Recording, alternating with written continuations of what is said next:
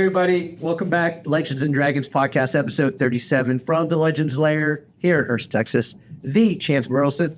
This is Jimmy Klaus's birthday boy. Happy birthday, Jimmy. Oh, yeah. Thank you guys. Let me turn off my phone because I'm keep getting alerts on here.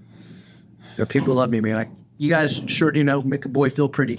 And then my teacher, my professor, our brother, our friend, Greg Hamilton. Thank you very much. Thank you, Chance. Thank you, Jimmy, for having me. It's long overdue, but we're here, and I'm couldn't be more grateful. And first thing I want to say, Jesus Christ is my Lord and Savior, and I couldn't be more blessed that my Lord and Savior surrounded me with truly fine men, and absolutely, I'm very incredibly grateful for your brotherhood and just the impact that you've had on my life. And you guys always, just inspire me to truly be the best I can be.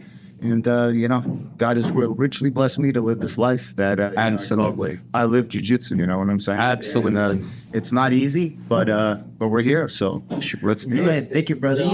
Do you ever have to tell your, I remind myself sometimes, because you know that running an academy, for those that want to run their own school someday, Yeah. I should tell you that it is not all Twinkies and pizza. Not And there is a whole subroutine of running a school that can get heavy. Yeah. And on those nights that things get heavy, and I've got this upset person, and I have to deal with this, and I have to make peace between these people and all this kind of stuff, and I have to get in my car. And the first thing that I do is I pray, and I immediately I ask God to remind me, this is exactly the life I want. Yes. Yeah. This is what I want. This is how I want to live. And that comes with a cost. Sometimes it's difficult to do. Yeah. But I don't want another life. I want this exact life. Well, God has blessed you with, Yes. with a gift. Right. And through that gift, you can have an incredibly powerful impact on the lives of all your students, from kids to teens to adults. Because, oftentimes people come in to start martial arts for all kinds of reasons that have nothing to do with learning how to fight, how to defend themselves. Right. And every student is truly unique. That's why Grandmaster Helio Gracie and Grandmaster Carlos Gracie always said that, really it takes for an instructor, it takes like at least a couple years to get to know the student, to get to know, their family, their work, their routine. And, you only see them briefly sometimes twice a week just because they can't. Some come to work, But, I think that first and foremost, like you said, you pray to God. And, we have to seek God's wisdom in everything we do first and foremost. Right. If I did not do that, I would mismanage a lot of very tricky relationships, which sometimes could be detrimental. Yeah. And our margin of error has to be incredibly low, even though that in a position of leadership, it's a very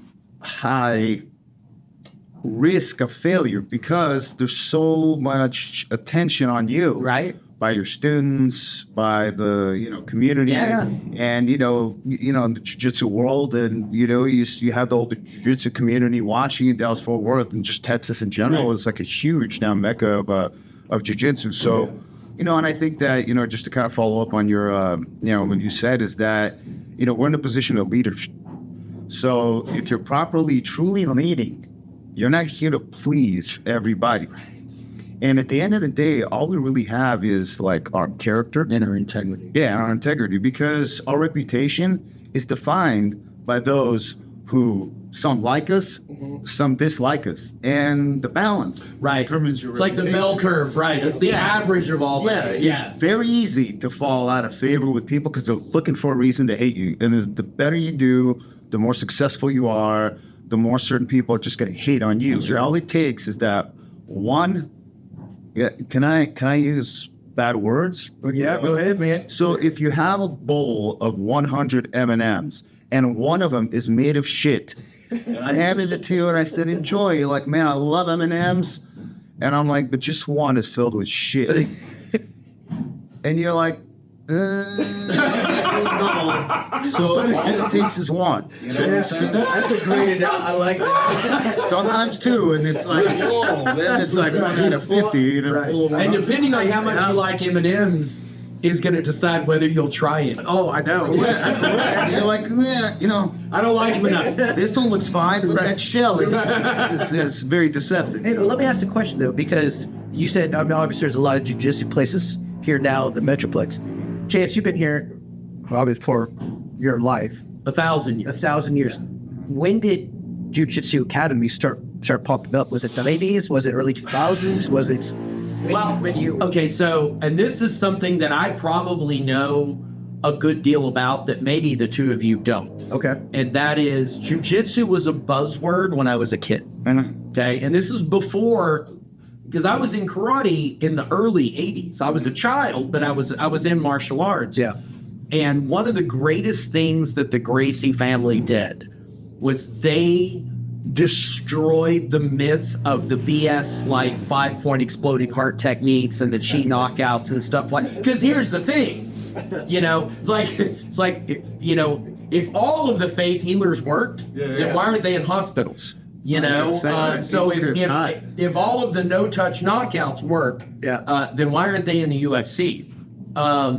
And so, but before that first UFC, before beginning kind of the introduction of Brazilian Jiu-Jitsu, the mysticism of Jiu-Jitsu was around when I was a kid. Yeah. Okay. And there were guys that knew all about, and they had special Japanese names for it. And so you had these guys that were doing what they called Jiu-Jitsu, and I'm sure it worked fine. It worked a lot better on people who had no training, and it worked even better. It worked even better on their own students. Yeah. Oh, It worked so good on their own students, right? Yeah. But it wasn't until I was 25, and that little Machado school that started in Chuck Norris's movie theater, or in his movie studio in Carrollton, 1995. right off Valwood Parkway. Okay, and I mean, I got to do a lot in martial arts because my daddy was Pat Burleson. Like Chance Burleson would not have been invited because Guy Mesger and Trey Telligman and all of these guys were in there. So I was there when Alan Moeller started. Sure. Okay, so he would take private lessons. With cardios before our group class started. And I was 25, and that was what I would consider the nucleus of the beginning of jiu-jitsu in Texas. And that's 27, 28 years ago. Would you say that was probably, I mean, not just Texas? Would you say? No, it had already begun in California. No, this is because Carlos Machado came here because Chuck Norris was their student. Right. Back in the Gracie Garage in Torrance, and we talked about that earlier. Yeah. And when they had the split, after it got really super popular, because after the UFC in 1993, originally Grandmaster Rorion Gracie came out like I believe in the 80s. Yeah. And then he also, somehow, really kind of intertwined himself into Hollywood, into stunt work and all that, and he was, I believe, stunt coordinator for Lethal Weapon. Mel Gibson. So you see when Mel Gibson's like hanging by the chain and all that, and he triangle the guy, and all that kind of stuff. That's all, Rorion Gracie. So and then they got a house in Torrance, and then they were teaching out of the garage, and I believe that Grandmaster Rorion brought Master Rickson and then in Hoyce. And they were all teaching there. And I think Hegan was somewhere in Northern California, just kind of like exploring. And then at that time, Hegan was like one of the best ever. Rickson is like the Zeus god of jiu-jitsu, and back then especially. And then they brought Hegan to teach. But once the UFC, up in 1993, and they picked Hoyce because I think that they wanted somebody with less of a reputation than Rickson, because, Gracie Jiu-Jitsu really didn't exist. There was no MMA at that time. Right. It was just one-dimensional fights, and I think they had a 16-man bracket and 3 fights in one night, and, they wanted to unleash Gracie Jiu-Jitsu, he's a little bit the skinny guy that didn't look threatening. He's wearing a ski and all that kind of stuff. And, you know, and I think that they really it's made a huge impact on the world, you know? Well, and what's really cool, and this is another thing that is that I have that is a really unique perspective, because you're a straight jiu-jitsu guy. Yes. Right. You didn't see what you people, you didn't see what you people did to my world. Oh, Because you weren't in my world. I understand. Okay? Yeah. We had all the answers. Yes. Okay, we were holding all the keys to the kingdom. Yeah. We had the Force. We were the Jedi. Yeah. We had all. And here's the thing: we weren't wrong. We could still, beat up most people who didn't know how to fight. Oh, absolutely. You know. Can, of course. But then you show up with your magic kryptonite that actually not just works on non-fighters. Yeah. It works on fighters. And that's the key. I know. Jiu-jitsu work on guys that know at least some. I watched that happen, and it was like finding out there's no Santa Claus or Easter Bunny, and then what happened, and this was what was really cool, because this is when, Greg, and I've never told you this, right? What jiu-jitsu did to karate is it exposed who and what we really were. Ooh, That's go on. Go on. Okay?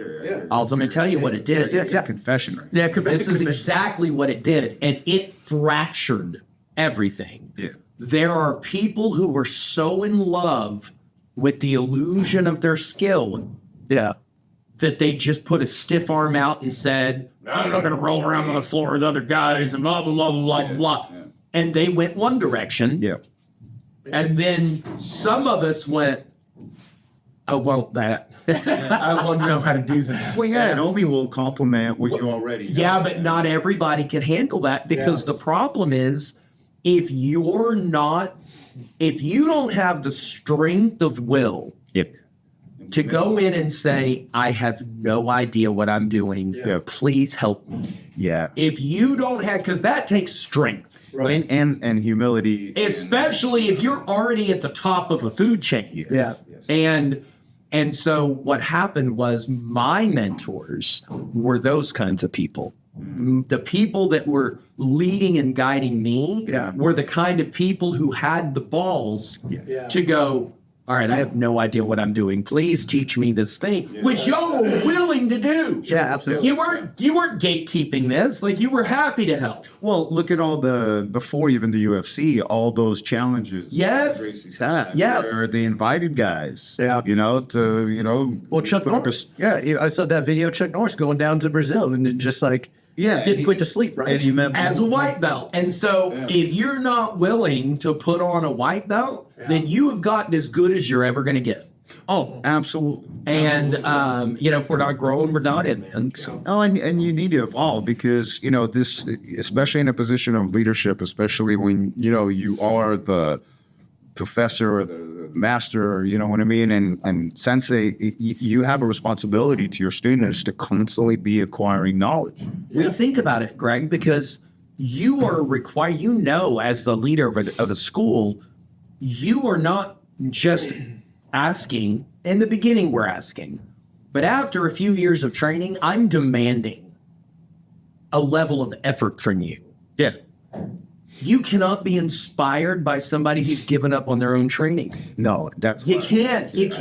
How hypocritical of me to demand that of the people on my mat if I'm not willing to do it myself. Yeah, I 100% agree, because it's you can say all you want, but you have to lead from the front. Yes. And you have to always lead by example. So when you're in a position where you have students and they look up to you and they look at you, they're evaluating you, as I did.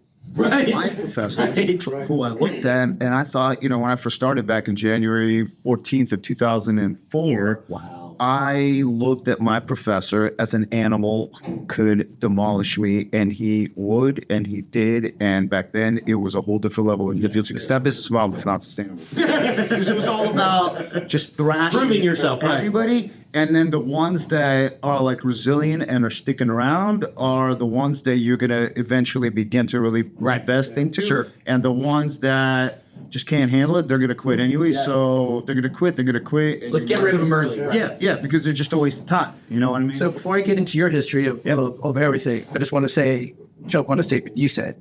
I've said this to Chance before, and I'll say it to you on this podcast, is I have a lot of respect for, obviously, Valdez, because he was my first teacher. And you guys, because you guys continue to work. You guys don't stay stagnant. You continue, like, the homework you do, and then all the... I've heard stories about this guy. And then the techniques that he practices on me, like, it's phenomenal. And the videos he's made and then just breaks it down. Dude, you guys are awesome. So I just want you to know what's being said about you behind your back. I've heard and I've heard.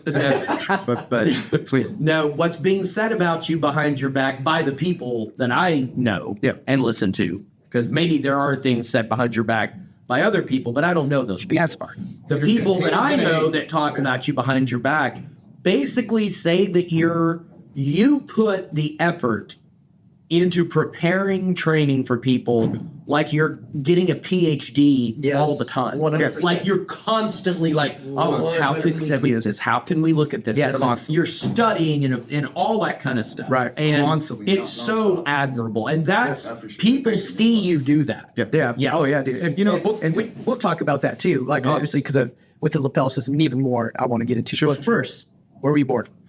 Let me just address what you said. It's literally like an iceberg.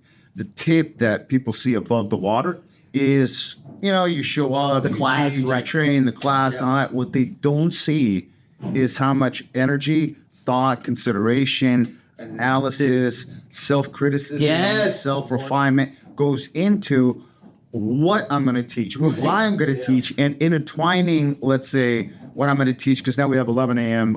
Fundamentals class, 12 p.m. intermediate advanced, all that. So I have to teach, I have to have a plan how my afternoon classes intertwine with the evening classes, how the evening classes on a Monday are now going to be combined with a continuation of learning on Tuesday afternoon.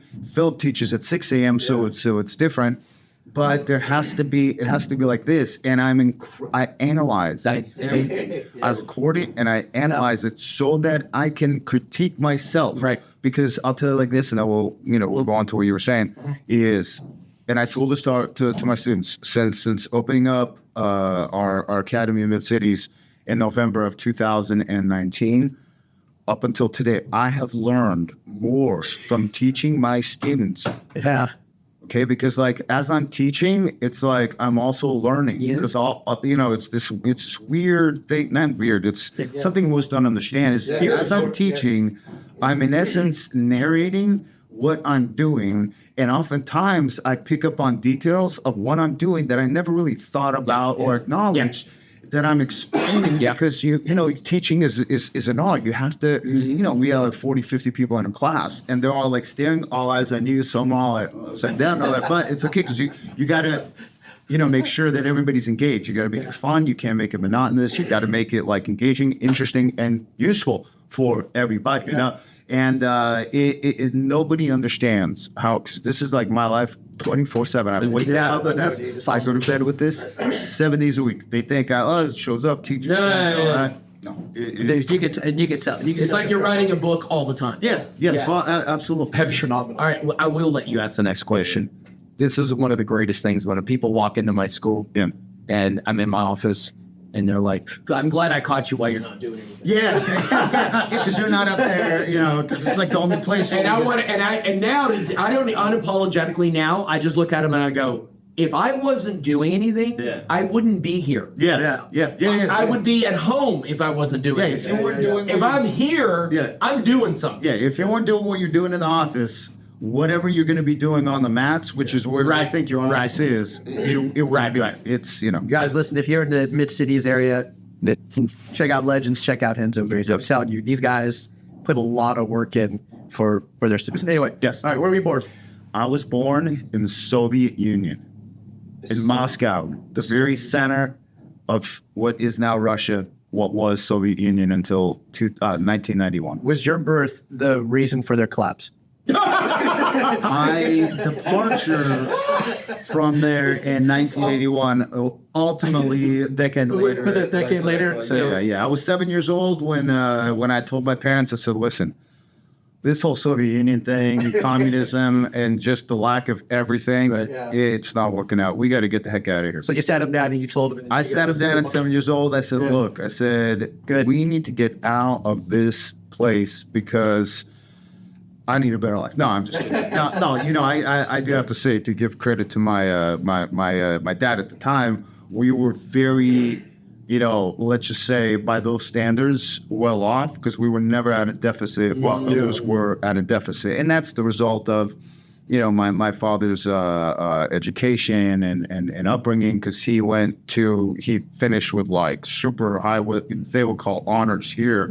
Over there, it's like with like medal after medal, because over there everything was funneled into the very top of the food chain, which is the Moscow University, which was like a world famous, and that's like where anybody ultimately gets funneled into. And then through there, they get funneled into ultimately being the recruits for, going into the, the party, the government, and all that, because there's no private industry there. There's just, being in the government and positioning yourself properly, because, and then you have Europe over there, so you couldn't even leave the Soviet Union to go to Europe, like to Poland. So you were there till you were 7? 7 years old, yeah.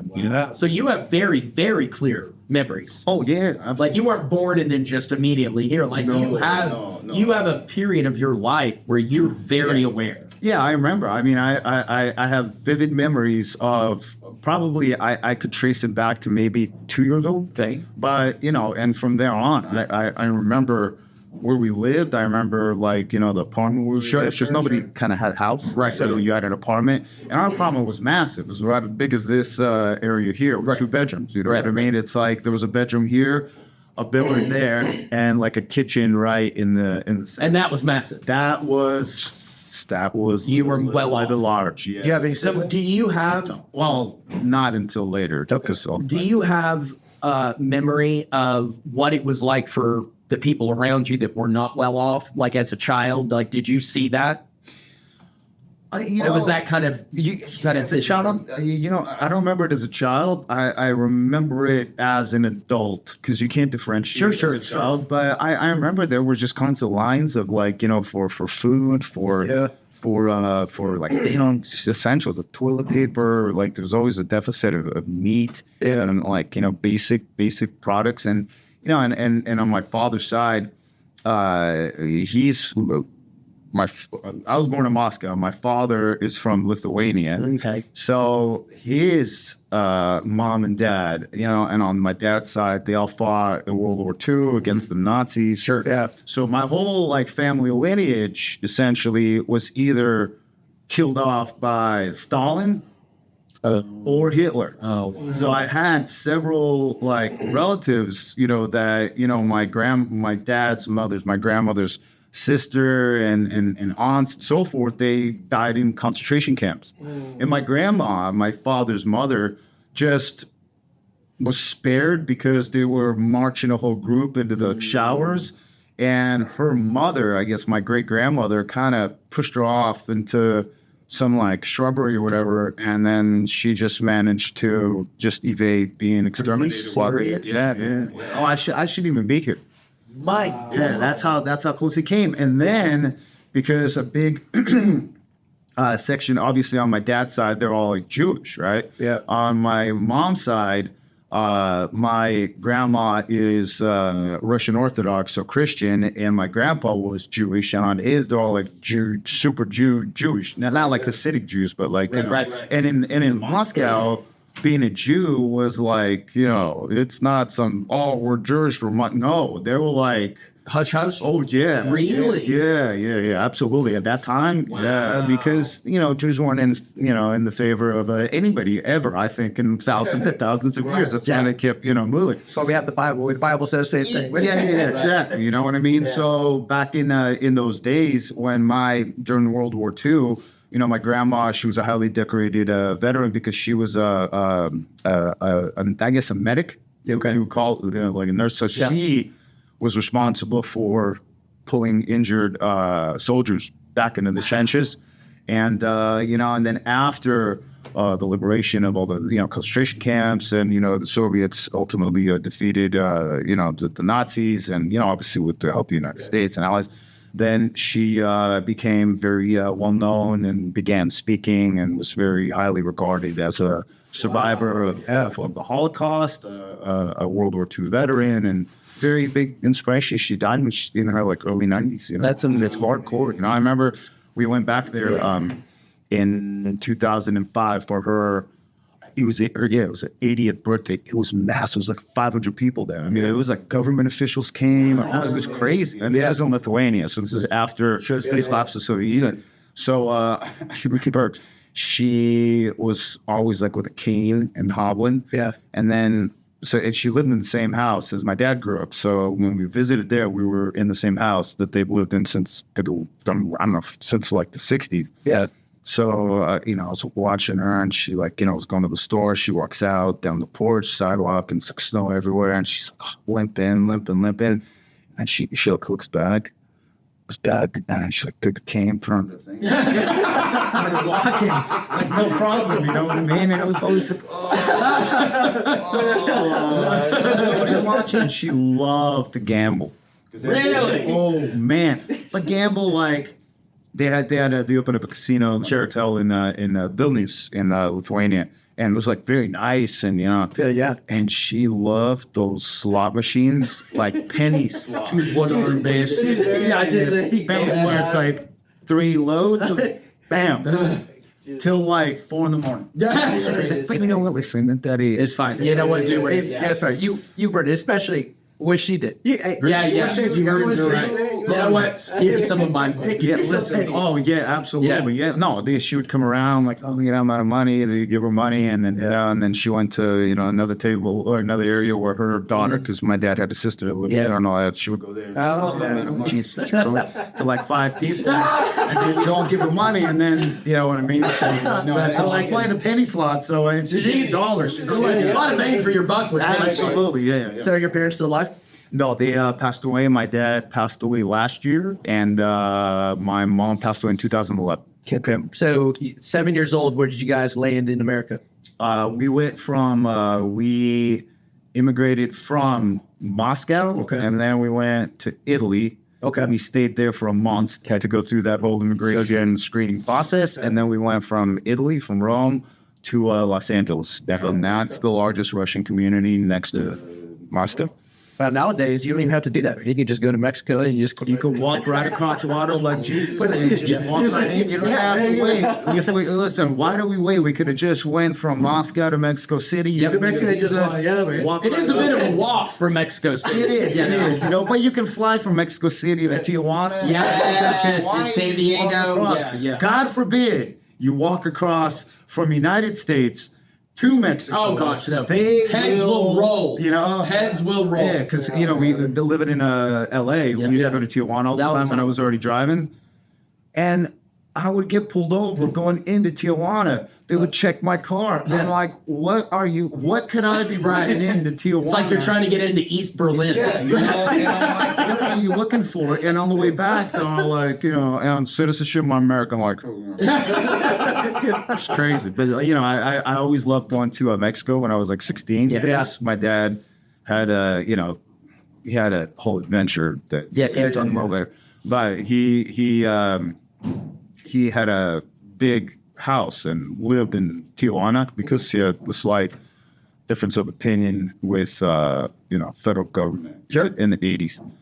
So I would always drive into Tijuana in my car because I knew Tijuana different than people thought Tijuana, because there's a lot of very beautiful areas really in Tijuana, nice. And then you go towards La Playa, towards Rosarita and Sonata, and that's where he lived, by the beach and all that, and it was fantastic. So it's not Zona Rosa. No, it's not some crap. I mean, obviously there's areas. There's that, yeah. But now I would not go there because. So what'd you think of American school? Did you started school in Moscow? No, I didn't. I never went to school. My parents didn't want to send me to school, so it's almost I was homeschooled until 7 years old, and at 7 we left. Okay. And then we came to West Los Angeles, where the whole Russian immigration contest because that's where all the Russians are, and I went to a public school over there. So they didn't speak a word of English. So was it a shock to you when you got to America? Like, Yeah, it was. Oops, sorry. It was for me. It was hard because I didn't know English. Yeah. And I was very much so like I didn't have any friends. I didn't have any like relatives my age and all that kind of stuff. And I didn't speak English. And going to school was real hard and shit. And I felt horrible being away from my grandma because we came to the United States. My mom, her dad, my grandparents, and my dad. So all 5 of us immigrated, and my grandparents lived with us from my mom's side, like up until they passed away. Yeah, my dad loved them, and my grandma just loved and adored my dad and all that kind of stuff. And you know, but you were missing. it was hard. So did you play any sports in high school or in school? I should say. In school, no, but like towards I guess in elementary school, I started doing like basketball, just regular P stuff. But I really was fond of basketball just because fall, and I really enjoyed it. And I guess basketball was really my sport, you know. But I was athletic and reasonable at all sports. So you know, I could play football, I could play baseball, I could play whatever sport. It just basketball was like one that I. So in Rocky, who were you cheering for? Rocky, the Americans, or That's a hard one because Dolph Lundgren, he's not Russian. No, he's not. So it's kind of like you know, I mean, he's Slavic, something, you know. Yeah, he's just like Viking. Like he's he's Nordic, and he's like apparently like a rocket scientist. Yeah, dude, he's a genius. we genius. Yeah. And he's a karate guy. Yes. So listen, when you watch Rocky, if you're not rooting for Rocky, then you're just, you know, he's just a I really loved what my dad, because he made me, when I tested for black belt when I was 15, my dad had these great ideas. Like, Mick, you know, we're going to chase chickens, right? You know, but my dad was Mickey, right? Yeah. And when I tested for my black belt, even back then, you had to train real hard because it's 15 rounds and it's real brutal. Sure. Yeah. And it was a lot bloodier back when I tested. But he made me watch Rocky every day the summer before my black belt test. I had watched the entire movie every single day to motivate me. But every time I watched the movie, he's like, you know, you can't really fight like that, right? Yeah. Nobody stands there and gets hit that much. No. Stays standing there. Nobody does. He's like, I know it makes for good movie, but it's really bad boxing. What people think is that like boxing gloves, you know, people that don't understand, they think that boxing gloves are intended to protect the one getting hit, protecting your hand. They don't care about the one getting hit. It's just like, you know. So speaking of fighting, did you have a rough growing up in LA? As far as other kids? No? Okay. No, we were very fortunate because my dad had an insane work ethic and drive, and he was hyper focused on making money and as much money as possible. Yeah. Period. That was his jiu-jitsu. His money. He was out of shape. Yeah. He was fat. Yeah. Russian food is very fattening. Yeah. He loved to eat. Yeah. And to eat the way he loved to eat, you had to have a lot of money. He loved to surround himself with people that were like, you know, his group and his crew, because Russians work in groups. There's no such thing as like Russian mafia. And like the Italians said that. Russians just work in groups. Right. And then there's other groups. And sometimes they have conflicts. They disagree. Because there's like, I don't know, like 2 million Russians in LA or something like that. Yeah. And then you have Armenians too, who are also like Russians as well. Yeah. Most of them, because, you know, first of all, if not for Russia, Armenia would already been swallowed up by Turkey, you know, that kind of stuff. So Russians and Armenians are like this, and most of them speak Russian unless they're coming from like Persian Armenians and all that kind of stuff. And he just was hyper fixated on money. That's why he would leave before I get up, and he would be back home before. After I'd be in bed. So I would like rarely see him, and that led obviously to the demise of his relationship, marriage with my mom. And that's, you know, just what happens. But in Russia, Russian men have a totally different mindset when it comes to marriage. Sure. And it's a completely different dynamic. It's obviously rooted in a man is a man and a woman is a woman, and that's it. And then, then the man is the one who provides, the woman is the one who stays home, takes care of the family, and the man's going to be a man. Yep. And that's what he did, and he had a lot of money to be able to afford to do that. To do that, and he had a huge company. I don't know, 500, 600, 700 employees ultimately. Like we got here in 81, and by 85 already, he was just But was it rough with other kids? Did you get along with other kids? Did you have a lot of conflicts growing up? The big disadvantage I had that I was awkwardly tall.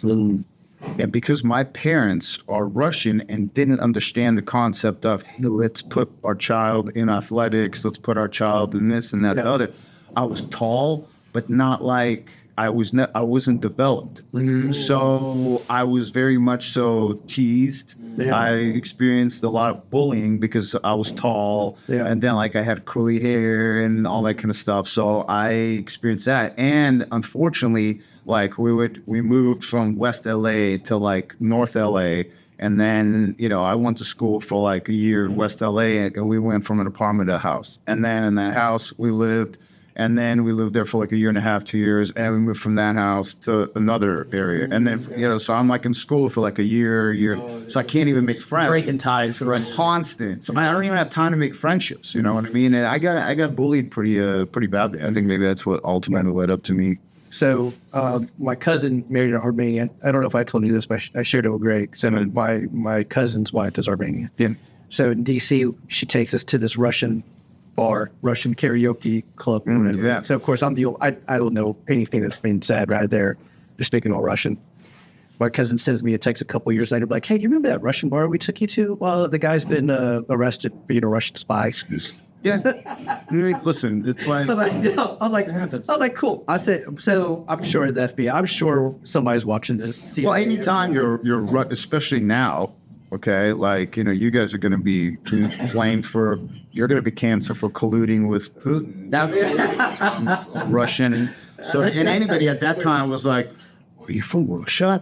But it wasn't even Russia because they're thinking Soviet Union, because the Soviet Union collapsed in 1991. So it was all like, you're from Moscow? And it's like, you're kind of like a commie spy, KGB. You know what I mean? And in growing up there, KGB was no different than just being somebody that just moved up in life. If you're not KGB, you're going to be arrested by the KGB. Right. And it's not like KGB. There's no doubt that your skills right now, you can be a double. What do you think? A double agent? What do you think? He can be a double agent with the skills that he has now in jiu-jitsu. Well, here's the thing about being a double agent. Oh, go ahead. Even a single agent. Oh, go on. You probably wouldn't tell anybody. You don't think so? No, but I will admit that I am single. There you go. There you go, ladies. Yes. He is a free agent. I'm a free single. Yes. All right. So get more into the jiu-jitsu part. So when did you get into jiu-jitsu then? So I saw, obviously, UFC 1 in 1993. Okay. And that was incredibly impressive. Yeah. But in LA, I didn't, all you'd see is Taekwondo, karate. Right. And then you'd see Chuck Norris had schools everywhere. I tried karate one time because my cousin was taking karate, and I got foot swept by a little guy. I had no idea. It was my first time. I landed so hard on my back, it knocked the wind out of me. Yeah. All I remember was that. Right now I'm talking about, I remember that. And I thought to myself, no, I don't like this. And then after that, I never tried it until I was in my late 20s, because I started when I was 29. So 20 years ago, 21 years in January. And I was trading securities in LA in a high rise on Wilshire Boulevard. And I was running my own hedge fund and all that kind of stuff. And it was a couple years after 9/11. So, and I had one of the guys that was trying to learn what I was doing to generate the incredibly insane, unrealistic return of 20% a month consistently for my investors. He started taking jiu-jitsu. So he's like, I started take jiu-jitsu, you gotta come, you gotta try it. You're so big and all that kind of stuff. And I'm like, well, you know, and like, where you going? He's like 6, and man, it's like I gotta be up at like 3 in the morning. I'm like functioning on New York time, you know. I gotta be up at 3. I barely slept, and I'm like, where are you going? And he's like, oh, I caught a class at 7. Okay, so it took him about a month to break me down. And I'm like, you know what? I'm gonna try it because this motherfucker is gonna get the upper hand of you. Right. You see in his eyes that even though he's literally like on the black belt in the office, Right. I see this look that I recognize from the primal male hierarchy that he thinks he can kick my ass. Right. And I need to go explore this because, you know, I know about jiu-jitsu and I've heard about it. I didn't know you can even go and take classes. Just like walking off the street. Yeah, and I went to the shittiest, smallest place where I showed up. All it was like half of your mat space. It was a door. It was like 3 planks of wood. You walked in. There's the mat, and my at that time Professor D'Artagnan Bagby. And he was laying there on his back. He goes, oh, hey, what's up, man? Come on in. I'm like, what do I do? He goes, hey, just take your shoes off and come on, let's roll. And like, it's a little no wave or nothing, you know what I mean? And like the whole room is packed with guys, and it just reeks of like sweat. The windows are all sweaty, and it's January, so it's like cold outside. So I walk in, and it's like, and he's just in shorts, t-shirt. I'm like, okay, what do I do? And I'm like, at that time, really good shape. I'm about like 250. I played basketball in like, you know, Venice Beach, and like, you know, that was my thing. I'd go, like, I'd finish trading. The market closes in LA at 1 p.m. And then I'd go like lift weights at about 2, and then I'd go play basketball for about 3-4 hours, but like competitive basketball with zero reward except possible injury, which is why I torqued my knee even before jiu-jitsu. A lot of chicks watching those basketball games. Though. Yeah, That's the reward. No, absolutely. And I would go to where I would be the limited white guy. Yeah. And then but I would always earn respect because, you know, you play by 1s up to 11 and all. Yeah, and they realize that I'm, you know, not bad. Right. And I'd be very much so embraced. And then, you know, you play, I would go to Venice Beach where it's super competitive basketball, you know. And long story short, I started, you know, I walked in and he goes, come on in, let's roll. I'm like, what do I do? He goes, oh, well, she's trying to choke me. And I'm like how? He goes, however. I'm like this? He goes, yeah, like that. I remember he was on his back and he was laying there, and I like put one knee down. I'm like, man, he's small. I need to turn him on, take it easy. And he just like pulled me up in like a butterfly guard. Yeah. And I just started floating. I literally couldn't even do anything except like try to balance. And then he just swept me, mounted me, and then he just choked me. I think because it was no gi, so I think he did maybe like kind of like a no gi Ezekiel. Yeah. And I was like, whoa, when I tapped, it was like literally seemed like a lifetime.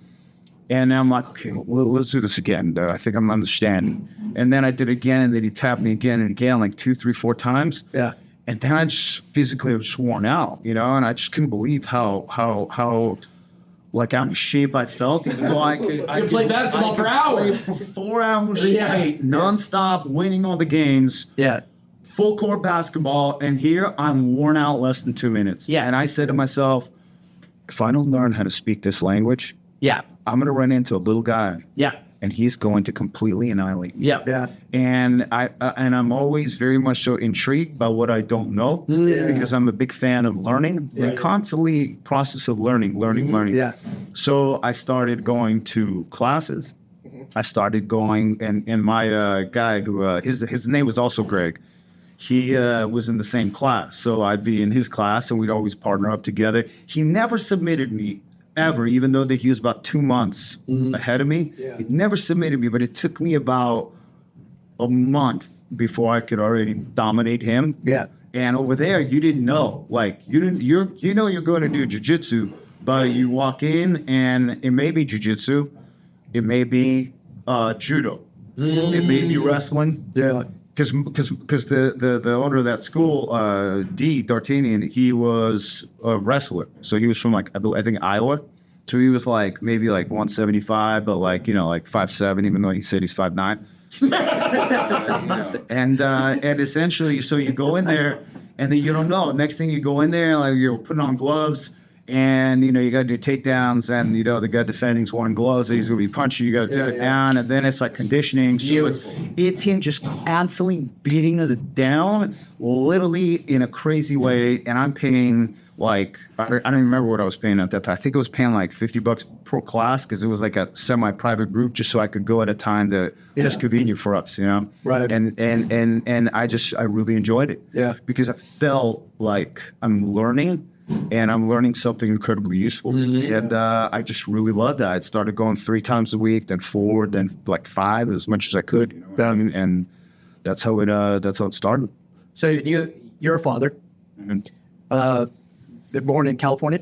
they were both born in exactly the same hospital and delivered by the same doctor. Wow. In Burbank at St. Oh, okay. In Burbank, California. Yeah, I should know. Is my wife born in Burbank? She's not watching this. She's not going to PM set if I Doesn't matter. It doesn't matter. That's what it is. All right. So you started jiu-jitsu. How old were you? You say 20. I was 29. So you were 29. You started 2004, and my first daughter, Giselle, she was born in 2010. Okay, 2010. Yes. So you were hungry for jiu-jitsu that, like, you were like, dude, I need to learn as much as I can. I stopped playing. Because about a month after I started training jiu-jitsu, Yeah. I went to play basketball in Venice Beach, and I sprained my ankle. Oh, no. Worse than ever before. Like worse. Because I went up for a rebound and I landed on an idiot who shouldn't have been standing where he was standing. I landed on his foot, rolled my ankle. I thought it broke. And I'm laying there looking up at the hoop, and those guys, like, they didn't stop playing. They just kept going, and I just kind of rolled off to the side. And the first thing I thought about, oh my God, I'm not going to be able to. and I remember I'm laying there, and I look, and I could see the bruising because I rolled it like this way, but I could see the bruising on the inside and here. And then I called D, my instructor. I said, man, I rolled my ankle, and he goes, kid shit, go, just come on in, we'll tape it. I'm like, what? I'm like, I can't even walk. It doesn't matter, just work on your back, trying to guard and all that. And I'm like, all right. And I went back the next day, and I couldn't even walk, but I could still do jiu-jitsu. Yeah. That's so And that was it, So from that school, what's your progression then? So you started training at that school. What was the next step? So what I learned at D'Artagnan's is that he kind of made it seem that he's the top of the food chain, and he didn't really reveal where he would go train. But he would go train at the Gracie Academy, and he would train with Vander Braga, and Vander is under Rickson. So I realized that because there was a Gracie tournament video. I think Henner was competing or somewhere over here on, and I saw him sitting back there watching, and I'm like, that's where he goes to train. And then I knew because there was no social media kind of back then. But he tried to make it to where he was the top of the food chain, because at that time you couldn't even ask, well, who promoted you to play? Really? Wow, so great. Yeah. You could, like, in the gym, like, wait, how about, like, if I said, hey, who promoted you? Like, why couldn't you ask them? Well, because because there were consequences that I didn't know what exactly they were. I just was told, you don't want to ask. You don't ask. And I'm like, I'm telling. I think some fire. He promoted him in the garage somewhere where he was training, and then I'm thinking garage. Like at that time I kind of didn't even know about the whole Gracie history and all that stuff. And because if you want to know about the Gracie jiu-jitsu history, I think that the Gracie Way, the book with Hoyler on it, with his arms up, I think at Pride. Yeah. That one has the whole lineage. I think so. Yeah. All right. A lot of garages. And that's a lot of garages. Yeah. So when did you say, you know what, this hedge fund gig, I'm out. I want to go do jiu-jitsu? Well, it didn't really work out that quickly. It's just that I trained with D'Artagnan. Okay.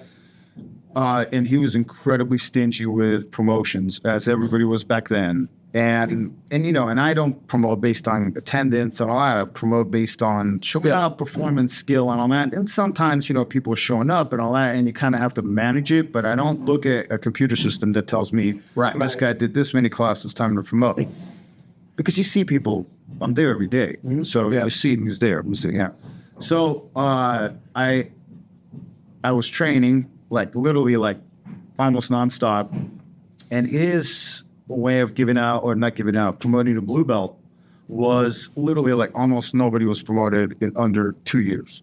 Because you had to prove yourself. And maybe he was milking him too or something like that. But he just, you know, I was promoted to blue belt starting in January of 2004. And then 17 months later, he promoted me to blue belt because I was dominating all the white belts and a lot of the blue belts as well. Okay. Because I learned very quickly. And once I learned how to learn in jiu-jitsu, I really began to... It's like snowballs. Yes. I did my first competition in like 5 months in, and I didn't even know what I was doing. And I finished, I think it was in second place, and it was just crazy because it was like, you know, an in-house tournament at a Gracie Baja, I think in Fullerton. It was packed. I mean, that school was big, but it was packed. I saw photos of that, and I remember this little guy, kind of like this wrestler. I didn't even know what division I'm in, and D is like, here, just start now, go here. I'll register you. And then this little guy came in and like tried to single leg me. I was a white belt, and there was mats, and right off the mat, there was a concrete. And as I went down on my knee that he was trying to single leg, it met straight down on the concrete right off the edge of the mat.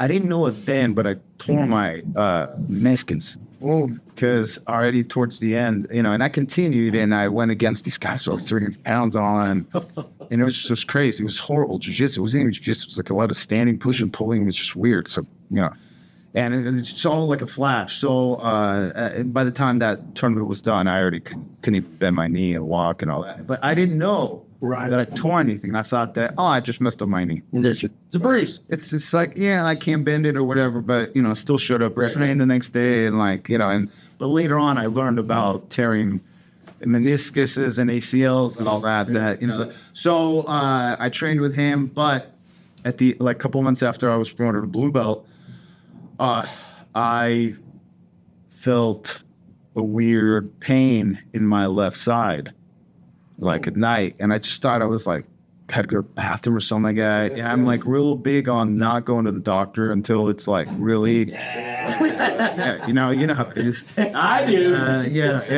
And I'm like, I need some like laxative or something. I don't know. And then it was just hurting so bad. And then I went to the doctor, and he like, you know, examined me, and he goes, look, everything's good and all that kind of stuff. All I need you to do is just go cross the street.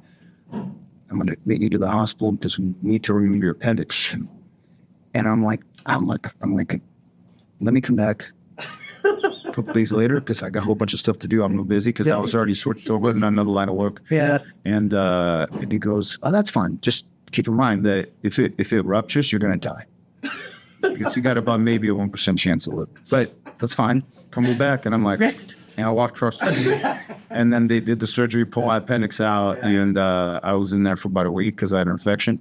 Because it was almost ruptured. It's almost gone. It was almost ruptured. Yeah. And Glad you're here. Yeah. No, there's many reasons why I even shouldn't be here. But my grandmother, the appendix, a whole bunch of other stuff. Just being Russian, you know, and like just that. You just start making it survival. But you know, and a year after I started training in January, and then the following year, I believe February of 2005, that's when I met my ex, now the mother of my children. So I already came packaged with jiu-jitsu. So you couldn't.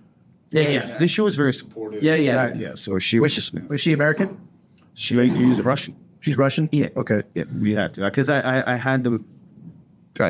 I never went out with Russian women until her. And then I met her through a friend of mine that was like, you know, in the same business industry and all that kind of stuff. And I met her, and she was like tall and very striking, very, very super good looking, and Russian. And it was my first time that I ever actually really went out with somebody that I can speak Russian to. That was really cool and fun and all that. And you know, and we just hit it off, and it was fantastic. Yeah. When did you start learning or training with Jean-Jacques Machado? Well, so after the appendix, I couldn't train, and it took me a while to just back. Then she and I moved So we were about 40 minutes away from the obtaining Okay.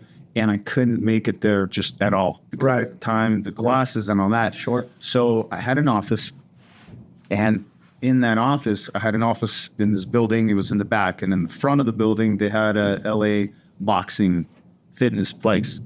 And I was walking through, like, there's a kind of walkway towards my office, and like you walk by, and this place was like on the right, facing the street. And then I looked and it said Brazilian Jiu-Jitsu. Like, man, I really need to get back to Brazilian Jiu-Jitsu. I walked in, and there was a brown belt there. And, like in the corner where all the, bags were and all that, there was kind of a corner where they would just do like, just space there, I mean, for whatever. And then they would lay out the mats, that were stacked. And, I talked to him, and his name was Pat King. And I said, hey, I was doing jiu-jitsu and blah, blah, blah. So he said, yeah, come on and train. And so I started training with him and, continued. And it was just great. It was right by my house, by my office and all that. And I didn't know that Pat started with Hoist at the Gracie Academy. And Pat was like literally, Hoist is like first student, and he started in 96, I believe. So this is already 2006. Yes. 2004, 5 at the end. Yeah, at the beginning, 2006. And then I started training there, and it was great. It was a good turnout. There were like 15, 20 people there, but that's about the max thing it was. You couldn't hold any more, and not anymore were coming. But it was plenty because there was like a belt of every color and all guys, and it was fantastic. I loved it. Became really good friends with Pat. And a couple months after starting with him, he goes, hey, because I didn't even know anything. And then I saw on one of his gis that said Hoist Gracie Jiu-Jitsu. I said, I noticed, hey, he goes, oh yeah, I'm under Hoist. And then I'm like, why? He goes, yeah, and by the way, he has a seminar in Long Beach at, one of his black belts, Vivaldo Lima. And he goes, you want to go? And we told Hoist, yeah. And this was in 2007, I believe. And it was the very first no-gi periods. So me training only gi decided to do with the first no-gi worlds.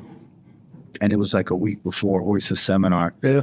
And in that first match, I tore my knee. Oh my God. Because the guy went for an ankle pin. Yeah. And his shoulder my heel was on here. He grabbed my heel, and his shoulder drove right through. And it bent my knee back through.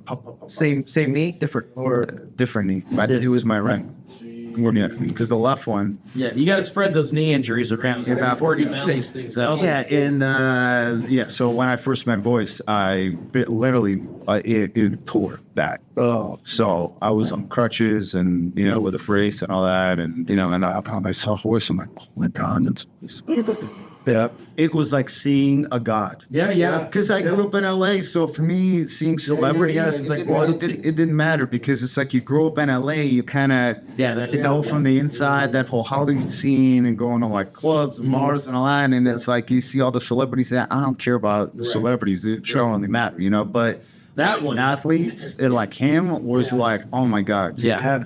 So when did you get to Texas? I got to Texas in 2019. So after Hoist, I stayed, with Hoist, and then Hoist was down in Rancho Palos Verdes, and it's about like almost 2 hours away.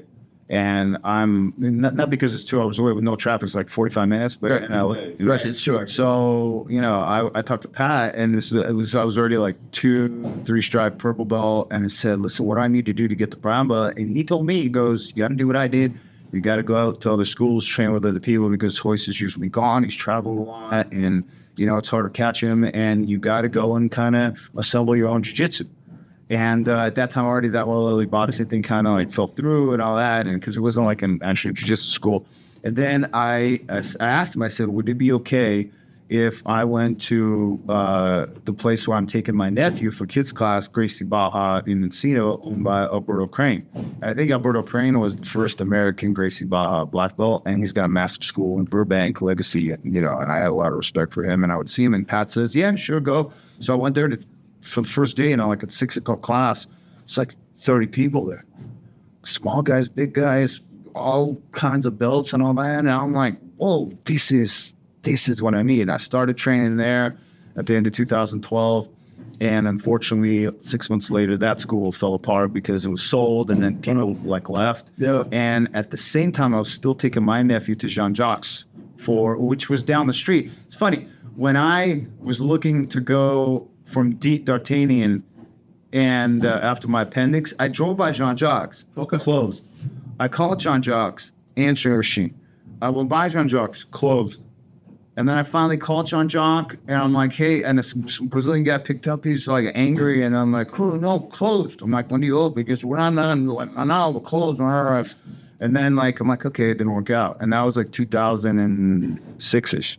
So, and then I ultimately wound up at Jean-Jacques at the beginning of 2013. Okay. I walked in there as a brown belt, and I got destroyed by a black belt.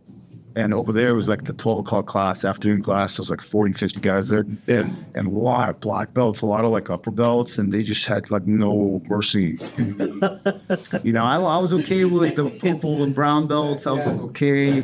Like, you know, like, but with the black belts, it's like, it was just, I had no answer. I just felt completely demoralized. Yeah. And I told Jean-Jacques, I said, so okay, if I start training here and you tell me what belt I should wear, because I don't feel like I'm a brown belt at all. Yeah. Because I was promoted not because I really believe I truly earned that brown belt, but for the self-serving purposes of the new owner of the school in Encino. And he was a good guy, but, you know, I think that it was not something that I should have been promoted to. Because the brown belt is a heavy, heavy belt. It's very. And then I started training in Jean-Jacques, and I knew that I just had to rebuild myself in every way. So what belt did he give you?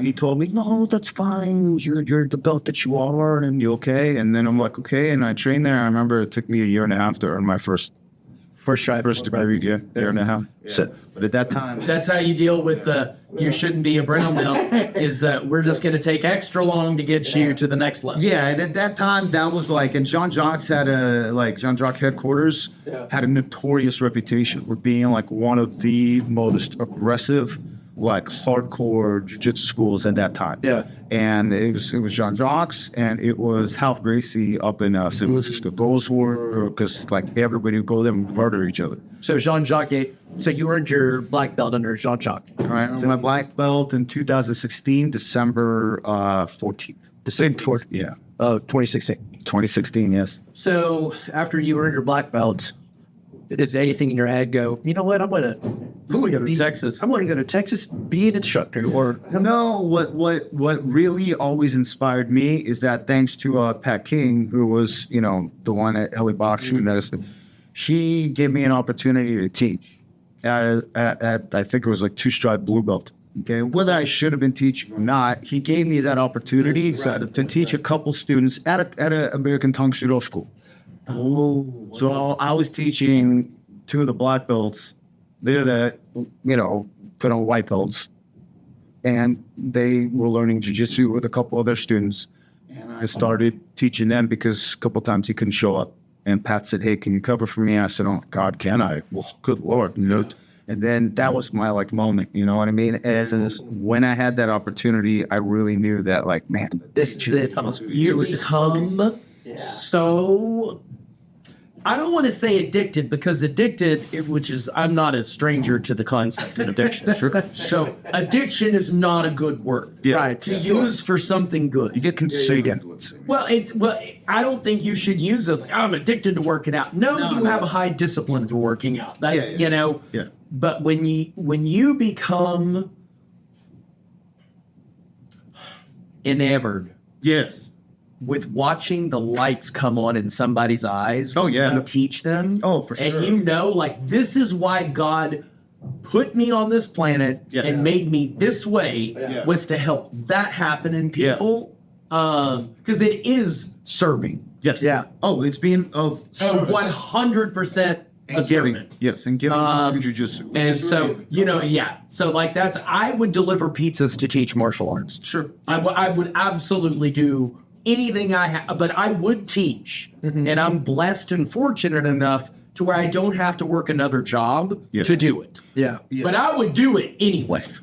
Absolutely. I would. So you weren't getting paid?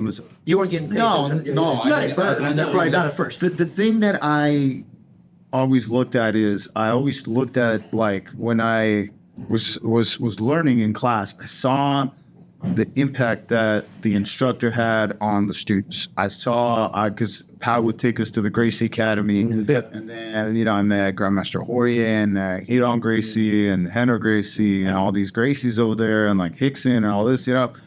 And you see, like, you know, and Gracie Academy was really grand because he just moved from the original Gracie Academy to the new Gracie Academy in Artesia, which was massive. And you walk in there in this massive like room where like there's like 100 students at like, you know, in a class. Yeah. And then, you know, and then the instructor enters and you feel that like it's this aura that enters and he's like levitating almost like, you know what I mean? And you're like, yeah, you know, and then he's teaching and then he looks at you and then he makes that eye contact, you know, and it's like he's like speaking to your soul, you know. And I always wanted to really have that type of impact on others, and finally I had that opportunity. Dude, that's how I felt with Master Renzo Gracie. Yeah. That's the man. Yeah. That's the dude right there. You know, it's funny. I hate war stories. I hate karate war stories. And it's not that I hate them. It's that I grew up hearing them. Yeah. Sure. My whole life. Yeah. Okay. And then I got old enough to find out how many times they weren't true. Yeah. And that's when I now am skeptical of any story that I hear because I grew up to find out that a lot of the stories I grew up hearing weren't true. Yeah. They didn't happen that way. Sure. Right? That being said, I hung on every word he said. Oh, Well, a lot of it is on video. Well, but and the most thing of it is, on witnesses. I was just like a kid at a candy shop listening to those stories. And I'm like, I normally don't like these stories. Yeah. But I'm loving every second of it. And what I love about that, talk about weaving into your teaching. He's like, and this is a story. The weed, Blah, like blah, blah, President blah, Trump. blah. Yeah, like Trump. Yeah, Trump. And here's the thing that I did that I'm going to show you. You're like, we're going to learn the thing from the story. Yes, yeah. That's what I did in the subway. In the subway. In the subway. Yeah, I was like, all right, I'm in. I'm so and then the guy with the knife, and then the guy with the camera, the Asian Chinese guy, and all that. Yeah, it was really cool. It was truly captivating. It was awesome. So when did you quit your job to be a full-time instructor? So being promoted to black belt number 89 by Master Jean-Jacques was literally like a rebirth of me and a baptism of jiu-jitsu proportions because I didn't expect that nobody announced it. It was during the promotion ceremony that I would always do all the photography for. Oh. And it ended and he was about to do a group photo and then he decided to promote 2 more guys. My friend Guilherme, who is from Brazil, he was promoted to black belt. And then Master Jean-Jacques promoted me. And it was surreal. I bet. It was and, you know, and the whole room was like packed, you know, and I had that photo that I shared. Yeah. It was just surreal because he talked it up and then it clicked that he's talking about me. And he talked about my journey and how I came in there and put in the work to rebuild myself and didn't really get discouraged by the fact that like so Jean-Jacques, he had a lot of like police officers there. So there were like black belts have been with him like 10, 15, 20 years, you know? Yeah. And he had a lot of like long-term students. And I remember there was one, when I started there, he was a brown belt, but then he was promoted to black belt, Dragos. So Dragos was like Eastern European. I think he was Bulgarian. He was LAPD. And he would tend to have issues going the job and patrol with, you know, like excessive force and all that kind of stuff. And he would maul you. He would pass your guard, baseball choke the shit out of you, and he would do it really hard. And then he would do it over and over. So every time I rolled with him in the beginning, he would destroy me to a point where it was just like your neck hurt, you almost broke your head. He didn't care. Sleep right. He didn't care if it went under your chin, it went across your face and all that. And he never smiled. He was like a small Drago. Yeah. His name was Dragos. So I remember one of my defining moments at brown belt was he said, I had rolled with him, and I think I may have. And he was still brown belt. Like he was a black belt at the time, and I think I caught him with my Gregorian from Turtle. Yeah. Because Jean-Jacques came up with Gregorian. Master Jean-Jacques came up with the name Gregorian, like a Peruvian. I didn't come up with that name. Okay. I didn't name it after me. Right. It was Master Jean-Jacques that every time I would get guys in a turtle, I would pull on my lapel. He goes, "Oh, here comes the Gregorian. Here comes the Gregorian." I didn't name it, and people are like, "Oh, you see, look at the eagle." He named that. I didn't name it when I released the first Gregorian lapel submission system. Yeah. I asked Bernardo Fari and Michael Zenga. I said, "Guys, what are we going to name it? Here's the story of what Jean-Jacques named it as Gregorian, or we can call it lapel something." Like, "Oh no, that Gregorian is really cool. Let's do that." Lapel system. I did not name it Gregorian. I would never do that, and I just agreed to. Glad to let's get that. I on the wanted to record. set the record straight here. So, That's right. and I remember I had rolled with Dragos, and he goes, "You know, Grego," because Jean-Jacques used to call me Gregor. Grego. Gregor, because Gregor Gracie is his cousin, Renzo's cousin or nephew or something. And he goes, Dragos goes to me, and he goes, "You know, Grego, you were a brown belt, wearing a blue belt when you came, but now you're a brown belt, wearing a brown belt." And that was it. And then he walked away. And I thought, oh my God, that's like one of It's a huge compliment, absolutely. You were a blue belt. Sorry, you were a blue belt wearing a brown belt, and now you're a brown belt wearing a brown belt. That's awesome. And I thought, man, That's it, man. That's a huge compliment. All right, so I know we're jumping around here though, but the lapel system. well, so after being promoted, I needed to do something with the black belt. Yeah. And I started teaching at an affiliate, and I really, at that time, LA was deteriorating. This was already like into 2016, 2017, and then 2018, one of the guys invited me to become a partner in the affiliate and Simi Valley. So I moved to Simi Valley, which is like northwest Los Angeles. And I moved there with my, family, and I was teaching there and really loving kind of that life. I was still kind of working, but it was more so I was really committed to teaching. And that's where, as a result, my income began to kind of drop because I was focused more on jiu-jitsu than I was on working, because it just, like in the beginning you said about teaching and all that, to succeed, you really got to pull up on shore and then burn all your ships and go all in.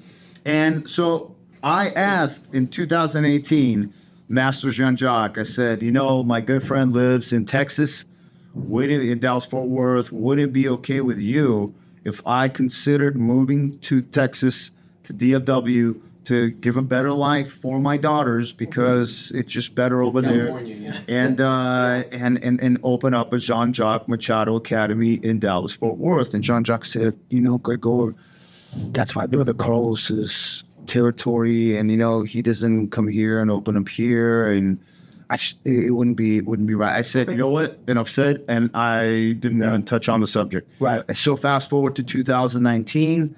I asked Jean-Jacques, because I had visited DFW with my good friend Russell Peters, who I met also at Jean-Jacques Machado, and Russell is like one of the best comedians of all time. Oh, that Russell Peters from Canada? Yes. Really? That's your friend? That's my good friend, yes. Dude, Yeah, so, I've watched so many of his stand-ups. oh, absolutely. No, I went on tour with him. I've done Did you really? 40, 50 shows. No way! That's awesome. Yeah, so, and I met Russell because he came into headquarters as a white belt. He was taking privates with Hegan, and at that time, Jean-Jacques had a school in Malibu. Okay. And it was before the huge fires over there burned it all down. And he came to headquarters, and I was always the ambassador of new students because I made sure that they didn't get thrashed and they'd come back. So Russell came in, very nice guy. I didn't even know he's Russell Peters or who Russell Peters really was, not sure, And, he, trained there a couple months, and then we were talking, we had daughters similar ages. He goes, hey, just, come on over for a play date, bring your girls and all that. I'm like, yeah, sure, send me the address.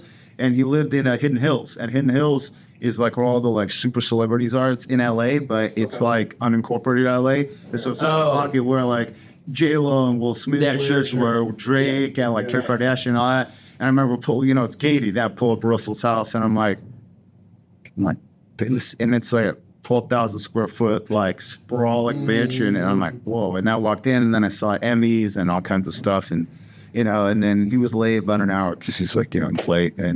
And I looked up Russell Peters, and I'm like, yeah. Then I realized that he is who he is, but how he is on stage is how he is in life. Yeah. He is one of the most, if not the most, generous, amazing human beings. Okay. Really? And he really opened my eyes to a whole other world of life that I never would have seen if not. It's always so for him. great to hear. And it's all through jiu-jitsu. I love hearing that people are who I'm hoping they are. Yeah. Because I obviously only see the stand-up. Sure. I remember him talking about, he was talking about racism, which is a real hot topic right now. Sure. He's talking about racism. Like he's like, the most racist people I've ever met in my life are Indians. Yes. And he said, and Northern Indians Yes. and Southern Yes, Indians yes. hate each other. Yes. Absolutely. Like they like every other culture and race in the world Yes. more than the other. Yes. And I remember his whole bit on Northern and Southern Indians. Yeah. And so I have a big Indian population here in school. One of my dear friends is from India. And he's like, it's the same from east to west. Yeah. Yeah, well, it is. It really is.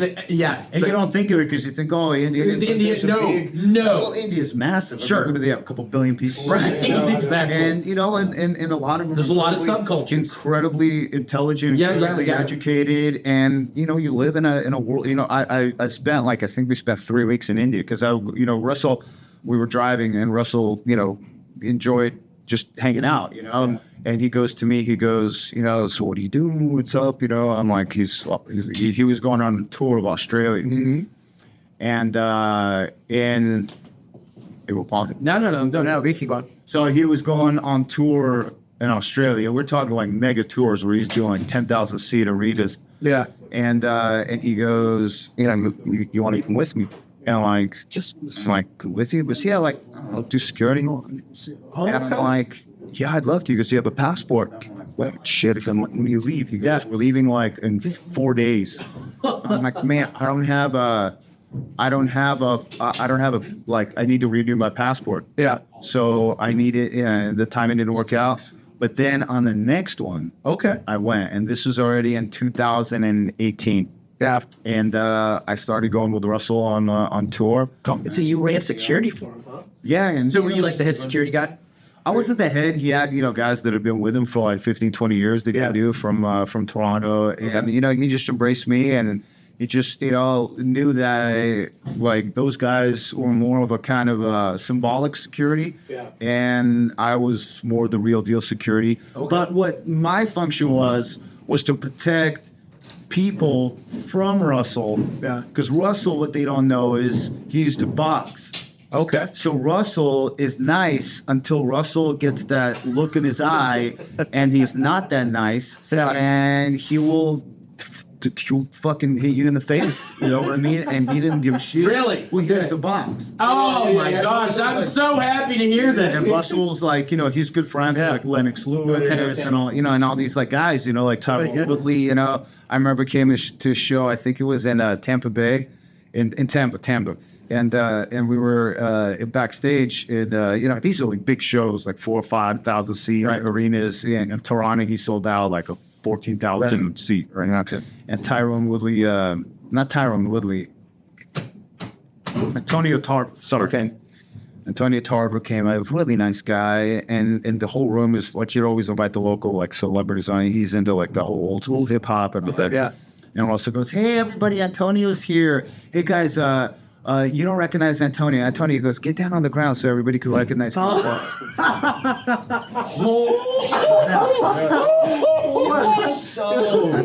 It was just so funny, and they're all a good sport. Sure. And I met so many wonderful, amazing guys. But man, Russell really pulled me out of a very dark period of my life. Because in 2018, my whole personal life with my ex was in the process of collapsing. Yeah. And it was just this point where I leaned on jiu-jitsu in a way that it was my only saving grace. Coming home was an absolute nightmare. And and all of that started to deteriorate in 2017. So already in 2018, when we moved to Simi Valley, you know, even though that we're already like just living together for the sake of the children, Right. and you know, sleeping in separate bedrooms and all that kind of stuff. But I'm not willing to just say, well, I'm going to go and leave and all that kind of stuff, because I love my daughters, and for me, they're, you know, they're my everything, and you know, and he really pulled me out of That's amazing place. And we talked about that we talked about So it as friends. I'm no stranger to what you're talking about. So I've got 2 kids, 2 moms, been married and divorced 3 times. Yeah. And my friends and martial arts are how I survived that. Yeah. Like, and we imprint on, like, you never forget a brother who holds you through something that you feel like you can't make it. Like, I'm not going to make it. This is too painful. This is too difficult. There's no way out. And I'm always going to feel this way. It's that mindset, you know? I have never, let's just say, experienced more brotherhood and camaraderie, love from anybody as I have, not even anywhere close to from my family, because that's some of the most horrible people I've ever met. And then I have from people that I built a brotherhood relationship through jiu-jitsu. Absolutely. And Russell Peters is truly one of them. I witnessed his insane generosity. From just him embracing people, making them feel welcome, to his financially coming through for so many, and he helped me financially as well in an incredible way. I am forever indebted to him, and that's why I always told him I would, if it came down to it, take a bullet for you. Take a bullet, take a knife. I would risk my life to save his life, because he literally saved my life. And a couple times, I might have gone that way. Well, when we were like in South Africa and over there, it's like, you know, there was, you know, people like, you know, are like get rowdy inside of the theater. It's like, you know, 5,000 people, and that one guy needs to go. And he's, you know, and all of Russell's security is all like big black guys, you know what I mean? They're really great guys, love those guys. And then that South African white guy is just really like being an a-hole, you know? And then he like, you know, said, I'm gonna kill you motherfuckers, and you don't know where you're at, and you look like he's gonna kill you, you know?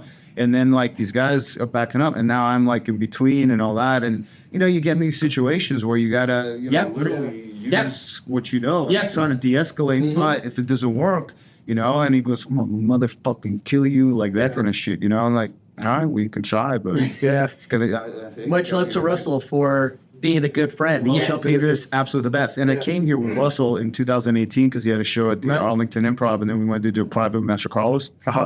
And that's when I kind of already thought, like, oh, you know. So in 2019, beginning, I asked Master Jean-Jacques, would it be okay with you if I talked to your brother Carlos, and if it all worked out, would it be okay with you that I would move to Dallas or Fort Worth for the sake of my daughters, to provide them with a better life? Because I thought it would give us all a fresh restart. Sure. And all that. Would it be okay with you? And if he agreed, would I have your blessing in order to switch over to him?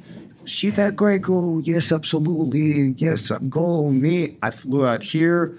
Well, first I talked to Adam Carl, who was Carlos's partner in the association, and I talked to him, and we had a really good conversation about the business side of it. And I'm like, man, that's great. I flew out here, talked to him, and met with both of them, and you know, I had somebody that was going to invest into opening up an academy, and I'm at like a real academy, not like, you know, like some small hole in the wall. Right. And you know, it all worked out, and you know, he allowed us to open the very first Carlos Machado Academy that is called Carlos Machado Jiu-Jitsu. That is not Carlos Machado. Right. So at that time, they were all like, you know, affiliates. ABC Martial Arts, Carlos Machado Association. Right. We are like the first.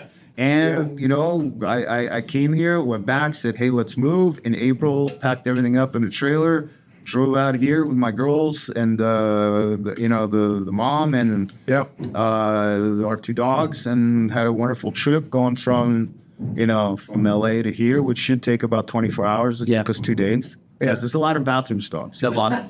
A lot. Depending on how many other people are. Oh, well, when you're with women and girls, it's like, like I got to go. And then you try to time it so that they're all going at the same time. Yeah, that's But it was fun. We made a nice trip. Yeah. We came here and found that place in June of 2019. Okay. Yeah, but when we arrived here in April, I already committed to going away with Russell for 5 weeks on his final leg of the Deported World Tour. Okay, yeah. So I went from here back to LA. Okay. We all got together. From LA, we flew to Dubai. We flew, and here's how generous he is. Russell got himself obviously on Emirates Air, on that Airbus A380, Yeah.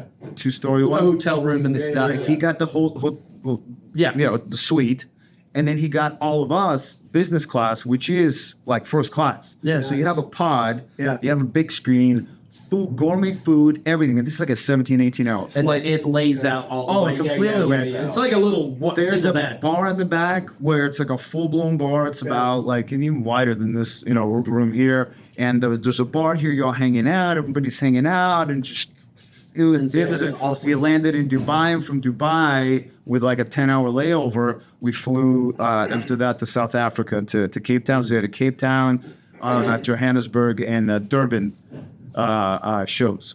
And we went from there, and then we went back to Dubai. From Dubai, we went to Mumbai, to India, to film in Mumbai, the special. And then in Mumbai, we were in Delhi, New Delhi, Mumbai, and then one other one, I forgot where it was in the south.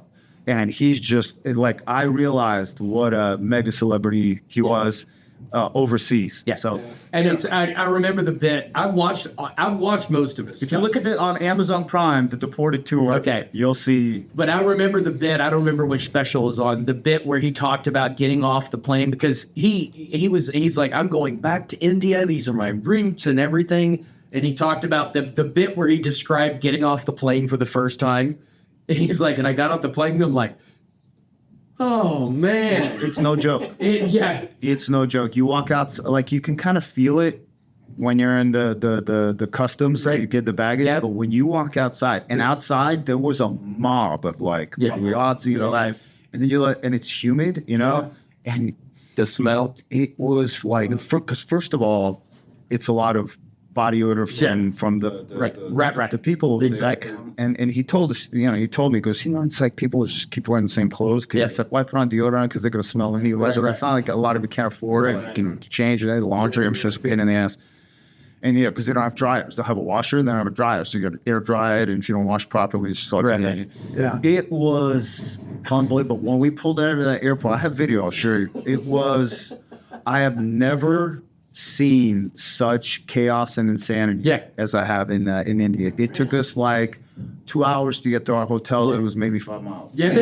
Insane. But when we pulled up to the hotel, it was like a fortress. It was like a Ritz-Carlton. And he had the very top presidential. Yeah. He had like I think it was like a 10,000 square foot. Jeez. So it was insane. That's It was insane. And we stayed there, and then we went back to Dubai. Had a huge show in Dubai with the royal family there. And then we were supposed to go to Kuwait, but they started rioting because he said some things about like Islam or something like that. So we were like, well, maybe They're not really big fans. no, we were supposed to go to Jordan. Same thing, because Russell's friends with King Abdullah. Right. And it's like, so it was tricky. So there was like world. The sense of humor is not as important. No, we went to Bahrain, and then we went to Oman. So they're like right there. And now we were in Oman. It was the last show, and we were sitting on the coast, on the beach of the Persian Gulf, and literally there's like the Oman is like here, and then the Strait of Hormuz where there's Iran, and right that night they had 2 oil tankers bombed by the Iranian Tracers going across. It's like, it was crazy. I remember we were in Bahrain, and you see this, this like a Saudi, because like it's like close by over there, and it gets in the elevator. He's got his traditional outfits, clean cut, and like like what Rolex is probably like sure, I'm like, hey, how are you doing? And they're like, I'm like, where are you from? Ireland? And they're like, you know, and I would try to like break the ice because they would like just stay straight. You know? You know what I mean? And I would make all these obscure. But then when he realized I'm joking, he like would crack a smile. I'm like, I'm just kidding. You know? That's just because I saw how Russell. Sure. And he breaks them down with that. Yeah, well, it just, you know, and I didn't want to be like insulting, you know, but at the same time, you got to have a balance. You know, so, you know, I learned a lot from Russell and all those guys. And countless moments. So you get back, so you're done with the tour, you get back here, so 2019, so probably, I'm guessing, July. We got back at the beginning of June, found the location over here. Okay. And ready to open. Started COVID. We were supposed COVID. We were supposed to open in August. And then the landlord dragged it out, and then we ended up opening November 1st. Okay. And then November 1st, we had great turnouts because I was able to hype it. I was training at headquarters and all that kind of stuff. I was already kind of built the reputation and an image here because it's, you know, it's all like rooted in respect. Yeah. And this was at the old headquarters location. And then December came, and then January, February, there was already some sort of talk about something going on. And then like mid-February, I noticed this, you know, like fear starting, and like mid-February, end of February, all of a sudden it began to decline, and then everything locked down. Yeah. And on March 6th, my daughters were supposed to go back to LA to visit the mother, their grandma. And they went back on March 6th. And then we were here, and it was, I remember the what was it, spring affiliate event that Carlos Machado Association was having, and it was right when the earth and the whole world was shutting down. Yeah. And they're like, no more than 500 people in one spot, no more than 200 people, no more than 100. Yeah. Then 6 feet apart, and we're all like there, like sweating on each other and all that kind of stuff. Some guys were like, couldn't get back, because you couldn't fly. It was just crazy. Yeah. And then it all shut down. And all froze. But we never closed. I kept it open. I would order up the windows, kept training. Every day I would train. You know, it's so funny because I didn't know him or Philip. This is 4 or 5 years ago. So we and I hadn't even become good friends yet. Right. Yeah, I don't think so. And I remember just being so resentful that you could get away continuing to train, because I know what all the schools around here doing, and I knew y'all boarded up the windows, and I knew y'all were training, and I'm like, those mother. That's how the WhatsApp group that we have now was born, because I said I'm going to make a WhatsApp group, and I would have classes for my students, and you know, so I would do Zoom jiu-jitsu while we were like trying to like teach and entertain them. I did even. That's all we had to do. All we could do was Zoom class. I still have if you look up quarantine cooking with Professor Greg on YouTube, I did like 3 episodes where I would cook and just talk. And those were very popular. So I kept that going, and I invited all the other guys that from other academies that couldn't train. So I'd have like, you know, 15, 20 people coming from all over. And, you know, it's like this underground jiu-jitsu club, backdoor entry, like speakeasy. By one, I'm like, here, just take your bag. You're walking. You text me. I'll open the door. You walk in. Yep. Yeah, you know. I've been to a couple of underground fights like that. Yeah, and that way it was it. We stayed. So I don't know. And you probably didn't get back. You probably didn't get sideswiped like this. I've never had a real job. This is a real job. Don't sell yourself. Oh no, I work harder than most people with real jobs. Oh, for sure. Yeah. We'll talk about. But I bought my first school when I was 17 from my dad, and I've married and divorced 3 times, raised 2 children. I have 2 grandkids, and I've never done anything but teach martial arts or run martial arts schools. Yeah, it's a beautiful. And that was the first time it had ever been taken away from me. Yeah, that's tough. And I did not know the level of depression that I would go into when it was taken away from me. Not only was it taken away from me, because I had a staff full of people that also weren't going to break the rules. Yeah. Right. And so I couldn't. You know? Yeah. Because I would have. I'm not a rule follower. But I also have a team of people that wouldn't have done it. So I couldn't have gotten away with it. Right. And so I'm locked in my house, and I'm like, I got to find something. I got to do something. So I started painting. Good.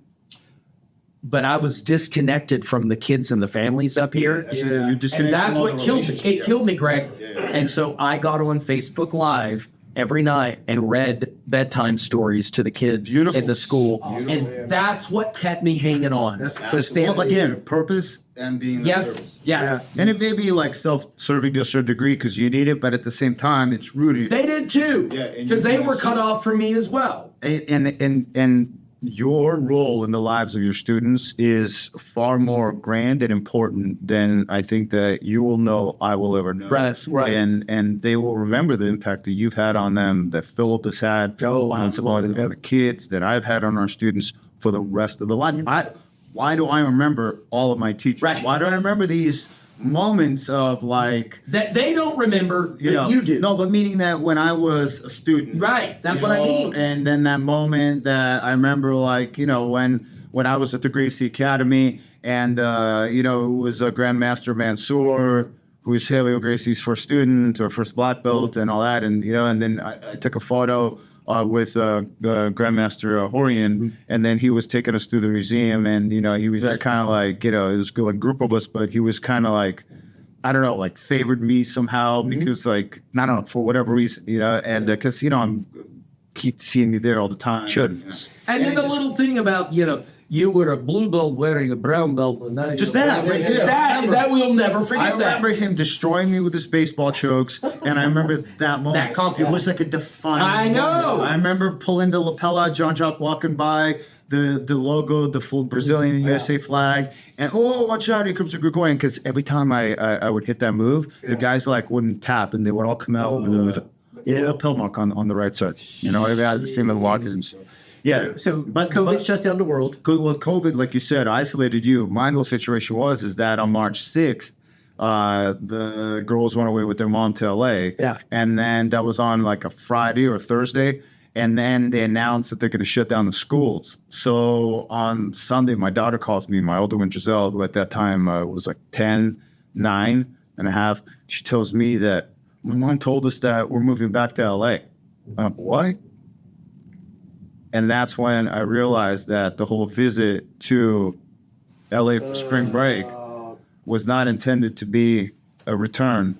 And she kept the girls there for the first time in my life that I spent, number one, that much time away from my daughters. But I didn't, and then she just basically used that as an opportunity to just move back to LA. She kept the girls away from me. I could barely communicate with them, cut off all the iPad access. So my whole, but, it all works out the way that God intended it to, because the month prior, February, was the first time I met my pastor, Paul. Pastor Sager at Christ Alone Lutheran Church through my student, Steve Simon, and I met with Pastor Paul in February, and about when I met with Pastor Paul, it's funny, he came to the 12 o'clock class, or afterwards I was done, and I didn't realize that I was teaching a crucifix. I realized that after, and I told him someone across the street. I love irony. He it's like, God's hands and all this. I met with Pastor Paul, and we had a wonderful lunch, and he explained to me why, at this rate that I'm going, no matter how much good I'm doing for so many, I have zero chances of getting into heaven because I'm under the false impression that I do a lot of good. I'm helping a lot of people. He says, but have your sins been forgiven? And, and have you repented and prayed for others? I didn't understand it. He drew me some diagrams and all that. And, he asked me, he goes, if we leave here and you die in a car accident, where do you think you're going, heaven or hell? I said, heaven. He goes, really? One. And then I explained to him my retarded reasoning, and, not technical, dumb reasoning, ignorant reasoning. And I quickly realized halfway through that I'm going to hell. Worst part about it is my daughter's going to hell. And after we departed, there was something I felt in me, and I believe it's the Holy Spirit. I came home, told their mother that I met with Pastor Paul, and it was like, oh, you did? I'm like, yeah. And he said that, he wanted to take us to church. Oh, no. Like this, it was just like, God. And then she went back to visit her mother, and that's in February. That's when I realized later, looking back, that's when they schemed. Yeah. Taking the girls away from me. So it's almost like all that happened. So when I was by myself for the first time, I was by myself in a house with my 2 boxers. Yeah. The silence was deafening. It was, so the only thing I could lean on is my faith in Christ, my Lord and Savior. I went to one church service.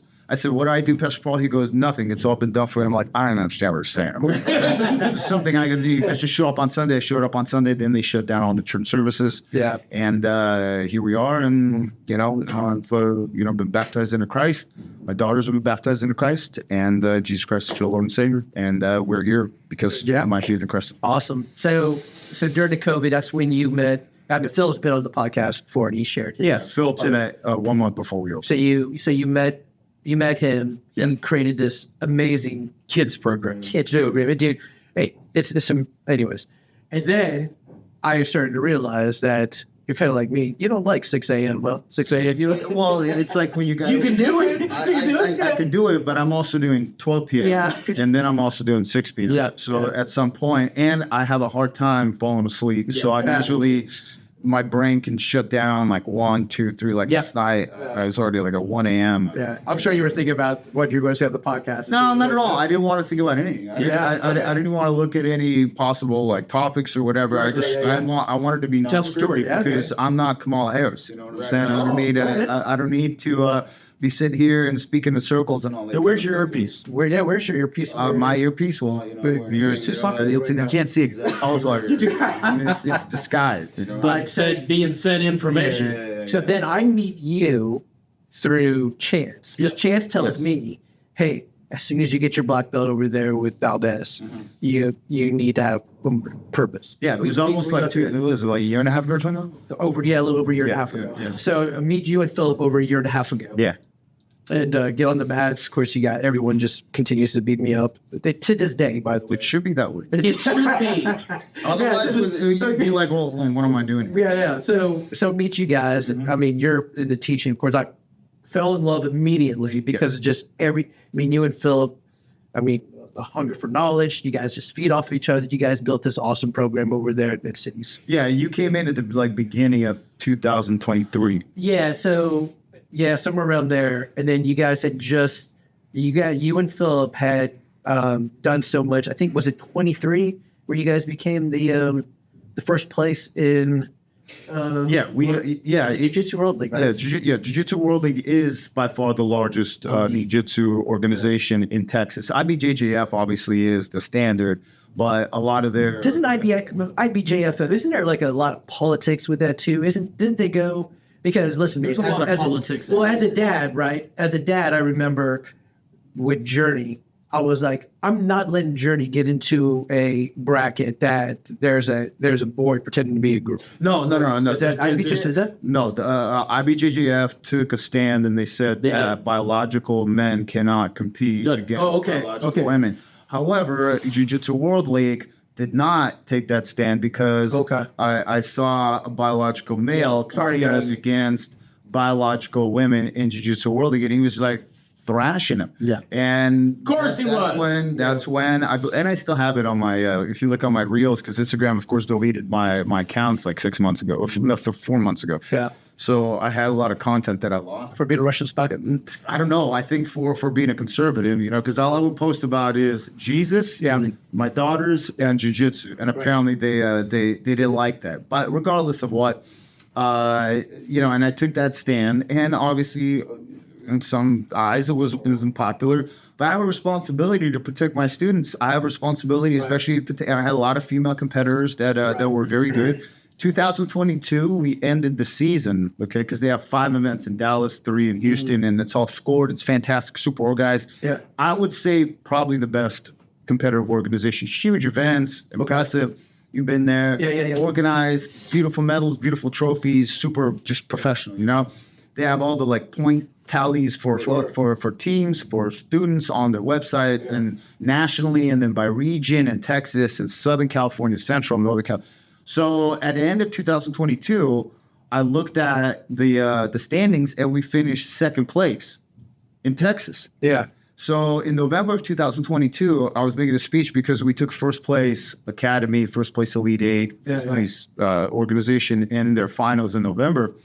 brought home beautiful trophies. I was making a speech. I said to myself, you know what? Let's set a goal for 2023 to make it a point to show up, build a team before each event. There'll be 5. Let's commit to it. Maybe even do a couple road trips to Houston just to accumulate points. We're going to go against the toughest schools, the biggest schools. But if we finish second place and we only did 3 out of 5 events, I think we have a good chance in 2023 if we really focus, train, focus, stay disciplined, determined, and keep showing up, putting the team together. And I have the game plan that proved to be absolutely effective. You know, and I told them, and I had a commitment for my students, but before each event, like we have in February, I had to assemble a team, and which I never had to do because it was random. Well, who wants to compete, wants to compete. But then it was like me assembling a team. And the next one, assemble a team because I needed to, you know, and I had amazing students that made amazing sacrifices. You were part of it. And we ended up at the end of 2023 finishing first place in Academy, first place Elite 8, which is you pick 8 students that are your top athletes and they get they get scored differently. And then first place organization. And that was, I believe, the first time in nationwide, because we finished first place in Texas in all 3 divisions. And then we finished, I think, like 7th place nationally, up there with like Atos and Gracie Baja and Renzo Gracie, Jiu-Jitsu and Checkmat and all these, you know, but the fact that we were able to achieve such a victory here, I think I really gained a lot of respect for myself. That was awesome. And, you know, amongst our peers, and there's such huge academies here and such amazing talent, so many world champions, and many of whom now I know. And, you know, I was able to be blessed by God to establish myself. And that's why, like, you know, whenever we on the podium or our photos, I point, not because we're number one, but because all glory be to God. Amen. You know, and without, you know, faith in Christ our Lord and Savior and His blessings, that we would not be where we're at. And listen, when I got there, when I started training with you and Philip, I bought into, hey, I was like, oh man, we're getting points. If we compete, we get points. 5 months in, I was like, I'm gonna sign up. Got absolutely murdered. But you know what though? So got points. But you know what? I got the points. Oh, and then guys, I got silver. I took silver in no gi. It was amazing. There was only 2 of us. But regardless, I got the points. And then the first competition though, I was down 7-0. Like for I guess almost the entire fight. I came back 7-7. But because I had the guys back and didn't know what I know now, I just stay close, stay connected, and the guy he got out of it, got blasted. But regardless, all of that though, 2023, we get first. All that. Now it's 2020. What year are we in? We're 2024. Into 24. So okay, so now we're in 24. You spent how many years with Carlos Machado over there? Carlos since let's say May of 2019. Okay, so 2019. Yes. Then we jumped to 2024. Yes. And then now you're with Renzo Gracie. Yes. So you want to talk about like what made the switch from Machado to Renzo In April? in April? Yeah. You know, look, all I can say is this, you know, I was raised in a middle-class family. My mom, she worked 2 jobs, and I was a middle-class kid. And she worked real hard and saved up and moved us to a neighborhood where, you know, everybody really took a lot of pride in their lawn. And, you know, you just have to imagine what could be if you only unburden what has been. That's an amazing speech. I have no idea what that means. I didn't even understand what that meant when I heard. Hey, listen to him. That really spoke to me. Listen, somehow it spoke to, I don't know what, like 60 million people when they voted for that, you know, second puppet that, God forbid, would have been installed in the White House. Here's the thing. At some point, I have nothing but tremendous respect for Carlos. I have nothing but love for him, for the impact that he's had on me. Yeah. On many levels that have really nothing to do with jiu-jitsu, because he built something amazing. He embraced me, made me part of his family. Yeah. He welcomed me, and I watched him and just was really very motivated. He's a aside from jiu-jitsu, he's a very good father. He's a husband. He's a provider. Yeah. He's at 60 years old. He's out there and he's still, on Madison doing seminars and all that. And I have nothing but love for him. Yeah. He loved my dad. My dad loved him. Yeah, that's a lot. And everybody loves him. And the thing is that just sometimes you come to a point where you just have a difference of opinion in your philosophies. I have a certain philosophy when it comes to teaching and teaching my students. He has a different philosophy. And when there's an incompatibility, sometimes it's best, with the most respect to players. And there's nothing wrong with that. It's like, it's not really all about how you start, it's how you finish. And you saw, Carlos, Machado came to our Renzo Gracie DFW Academy. He showed up to support our event, our academy, our students.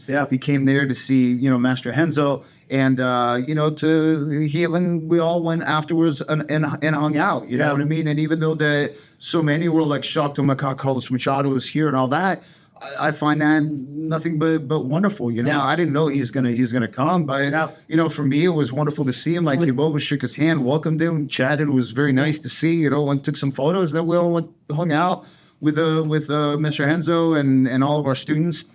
Had a nice dinner, had a nice conversation. Watched Renzo take cousin Carlos, and put him down on the ground to show him that subway pressure choke. You know what I mean? Yeah. And it was just, oh man, it was fantastic. I have nothing but love for him and respect for him, and that was it. But there came an opportunity to build something that doesn't exist. We're the first. Right. Oh yeah. Renzo Gracie Academy in DFW. My goals, our goals. With Philip and guys. Listen, Philip is the most loyal human being I've ever met. Yeah. And as you guys know him to be. Absolutely. And much love. We now have an opportunity, and as of August, everything worked out the way that God had planned. It all worked out. It could have been like, oh my God, what? Because look, the thing is that I didn't expect there to be a split. Sure. But at the same time, it kind of puts me in a position that this is also like my life. This is my everything. I have daughters I have to provide for. I don't have another job. You know what I mean? So it was, a moment where, you got to lean into your faith and say to yourself, hey, look, I have learned throughout the course of my life, especially this year, life is just a series of 3 stages. Okay. God is either pulling us into a storm. God is either pulling us through the storm, or through faith in our Lord and Savior, we are exiting the storm. So 3 stages. However, as we get to the exit, we see some sunlight and all that. We're literally going right into the next storm. And that's it. And it's all to test our faith in Him, in order to embolden our faith, in order for Him to draw us closer to Him. And through faith in Christ, we make it out of the storm. And it's just into storm, through a storm, out of a storm. And now we're here, and we, I think, built something quite amazing with you guys as students, and with your support. You gave us an opportunity for our students to train here during the transitional period while that place was getting ready, and that means the world to us and our students. And because without you, it was all part of God's plan. Right. And if not for Him putting all the right people in our lives, and and sometimes God puts people into your life for a reason, and God removes people from your life for reasons you may not know, you may not understand. Right. And it's okay. But when you worry, when you're stressed out, it's you doubting your faith in God. And it's all a test, and my faith is more emboldened than ever before. And here we are, and we're building a true legacy. And this is one of many Renzo Gracie Academies we're going to open. We're the only one in North Texas. I just want to thank Brian Marvin for making it happen, because without Brian, Saturday never would have been. He's an amazing human being. Well, you guys know Carlos. I mean, Carlos Machado. I don't know. So when you and I talked, you're like, hey, as soon as you guys shook hands and we started this new direction right here, I was like, you know what? Well, we're great going. I said, for me, people are like, oh, that's blind loyalty, blind what? You know what? Maybe blind loyalties to a brand. Right. Yeah. So that's because you're so loyal to my loyalty is to people, right? Not into brands. And so when you said, hey, go check out these guys and instructors, they're phenomenal. when Greg left, I was like, you know what? And so then I went over to 413, Professor Pedro, that group. That was another amazing human being who embraced us. Philippians 4:13 through Christ, through faith in Christ. That dude is phenomenal. Professor Pedro we go to the same church. And so over at Milestone Church. And man, that school right there, love 413. Absolutely. Jiu-Jitsu. And then hop over to Renzo Gracie. When do we open? August 7th. So August, hopped over to. I mean, the school is I have never seen a school grow this sustainably and fast. Yeah. Thank you. I've never ever seen that. Well, a big part of it is because of the loyalty, not blind loyalty of our existing students and new students. In our kids program, It's unbelievable. Kids program, that's credit to. Let's talk about that. Let's talk about blind loyalty though, because as I said, like the same thing with Valdez, and you go and say, you know what, I'm gonna go here, loyal to the person, not to the brand. What would you say to people that's like, oh, Jim, it's blind loyalty. You're just following Greg and Philip because of whatever. Well, that's insulting to you. It is insulting to you, and it's ignorant of them. Yes. And the reason that it's ignorant is because their disloyalty is generally based on hearsay. And it's conditional. You know what I've noticed about loyalty with most people?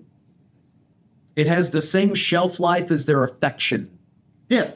The second they don't love me anymore, their loyalty is gone. Well, the thing is, Greg, you and I and Jimmy understand my loyalty to you actually has less to do with who you are and more to do with who I am. Sure. And it's a commentary of your person. If you give or take your loyalty easily, that's not loyalty. Well, you have to have a standard. You do, and now, like, I find out that I find out that you're an arms dealer and trafficker, and we're gonna maybe my loyalty is gonna die. You know what I mean? I think I might pull it back. But the thing is, we have reached this point where difference of opinion has so much more weight than it should. Yeah. Because the truth is, if you and I, if you were a Republican and you were a Democrat, and I hated all Republicans and Democrats, we're three enemies. That helps. Red Dawn parachutes start coming out of the sky. Y'all are my friends now.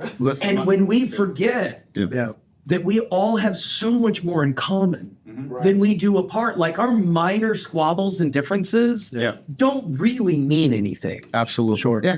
And look, I think that as far as loyalty goes, when all that happened, I had a lot of questions that I didn't quite understand. Sure. Why certain things happened, why certain people decided to, to a certain degree, I felt betrayed. Sure, of course. That I poured my heart and soul. And word. Philip also. And, and it's fine. It's not like, I never forced anybody to follow me or anything. It's just that, the people who are loyal to you will follow.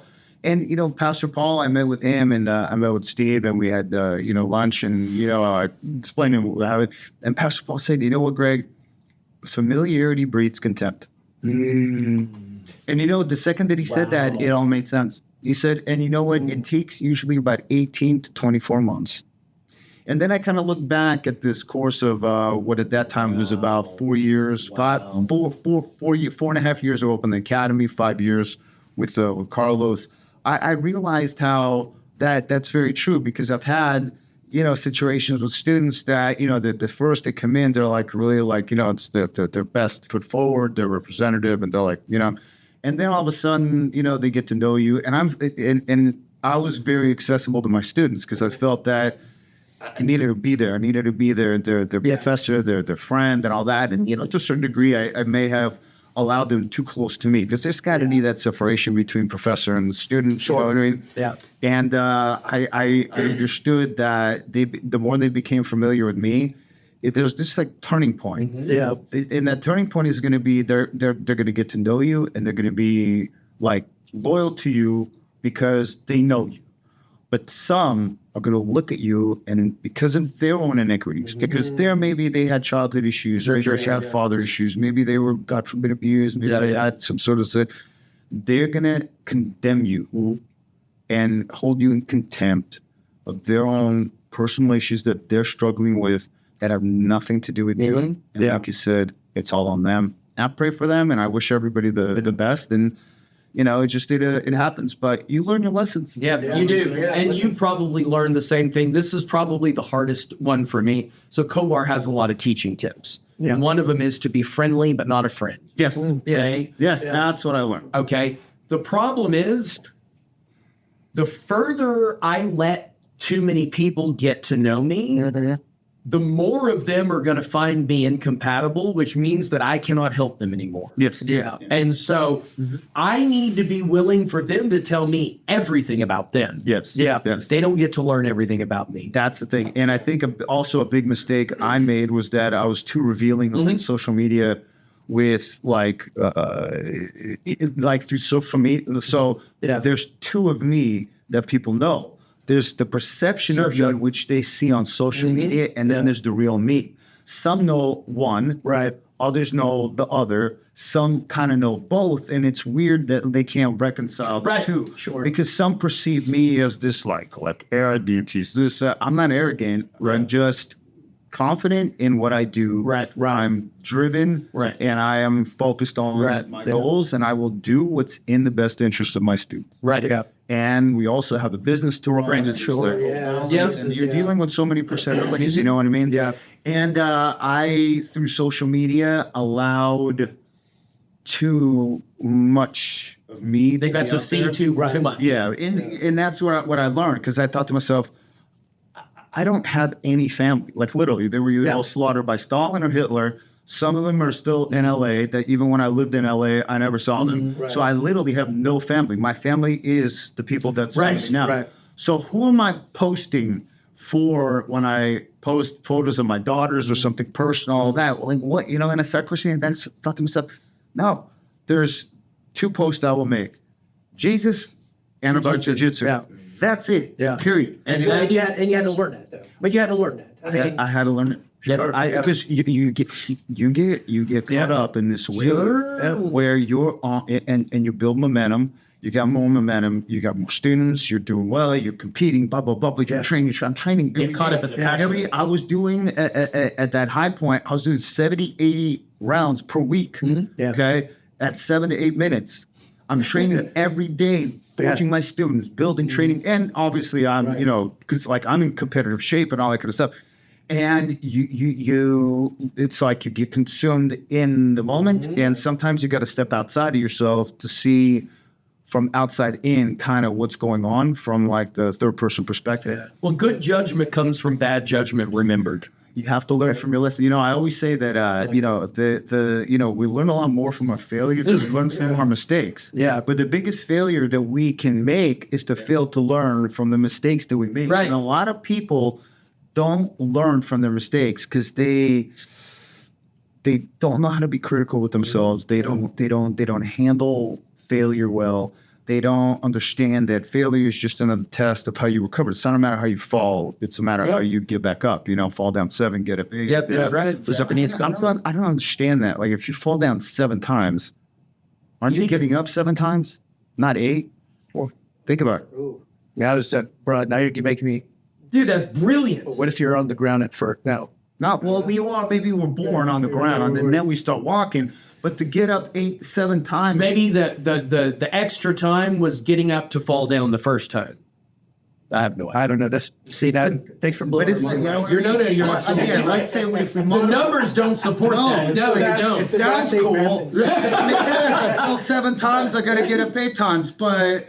Where was the extra fall? You need to fall, So it's kind of like, look, it's all about how you get up when you're hungry. Because like in conflicts with people, with whatever it may be, it's not about the conflict. I always teach my daughters, it's not about the issues you have with your friends. It's all about how you're able to resolve. It's all about how you're able to overcome those issues, because you have to look at yourself in the mirror. Yeah. And I always wanted to make sure, even before I understood that, what a horrible sinner I am, and my, the Holy Spirit brought me to faith, I always wanted to make sure that even before jiu-jitsu, that I could look myself in the mirror and be proud of at least who I see looking back at me in the mirror, no matter what stage, what I mean?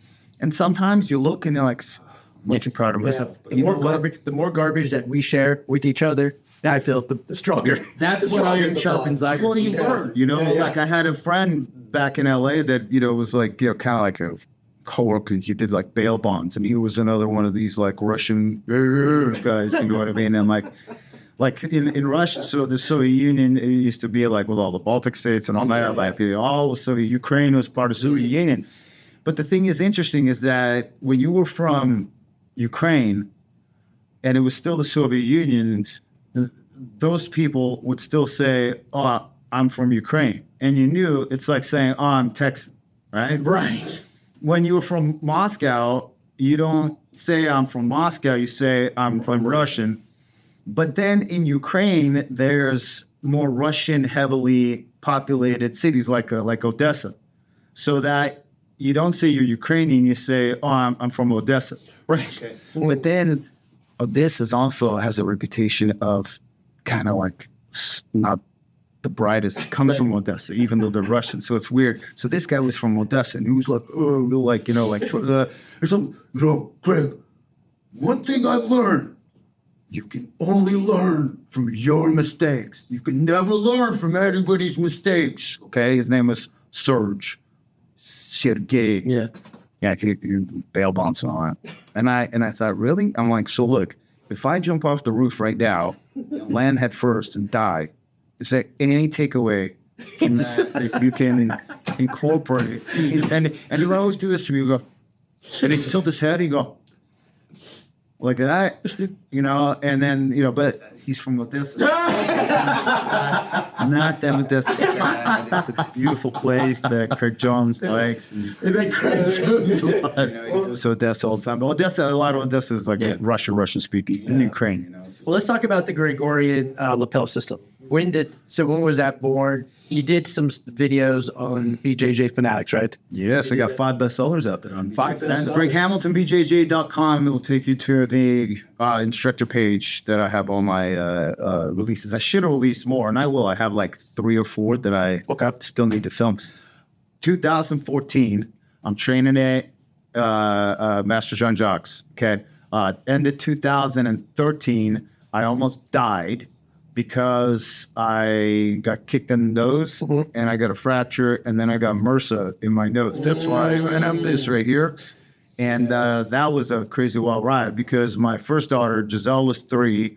My ex was pregnant with Genevieve at 6 months, and I'm literally deteriorating from MRSA for a month on antibiotics that aren't working. So I came back, and as I'm laying in the emergency room, like already as my doctor checked me in, I had an infectious disease doctor and a nasal specialist and all that. And we were at Cedar Sinai, which is like a famous hospital in Beverly Hills.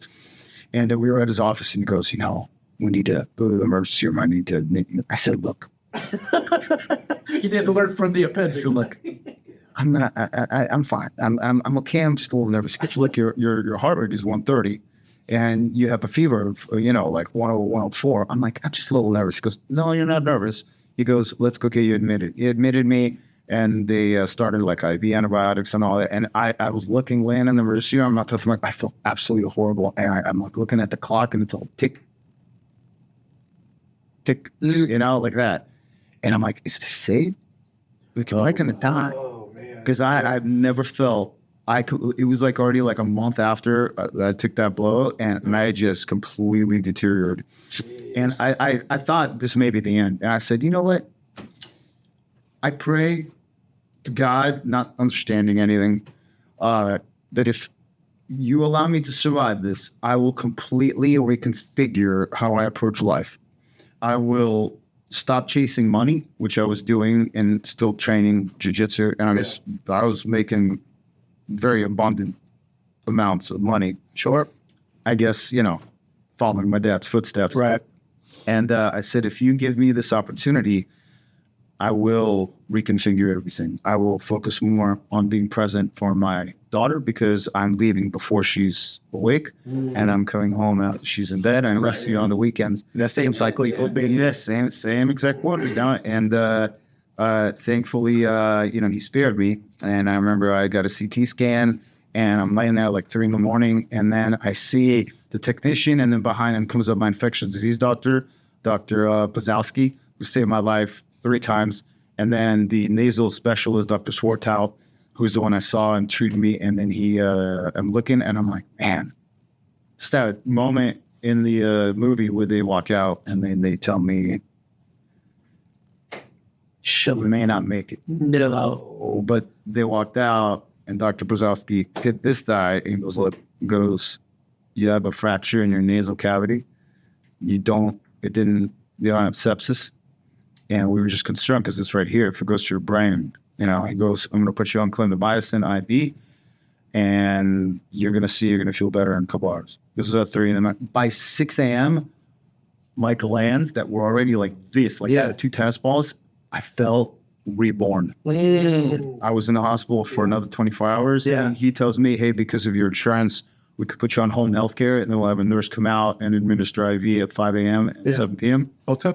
And we went home. And after that, I started 2014, whole knew how to rebuild myself, started doing strength conditioning and all kinds of stuff. Yeah. And so anyways, once I kind of rebuilt, it was like 6, 7, 8 months.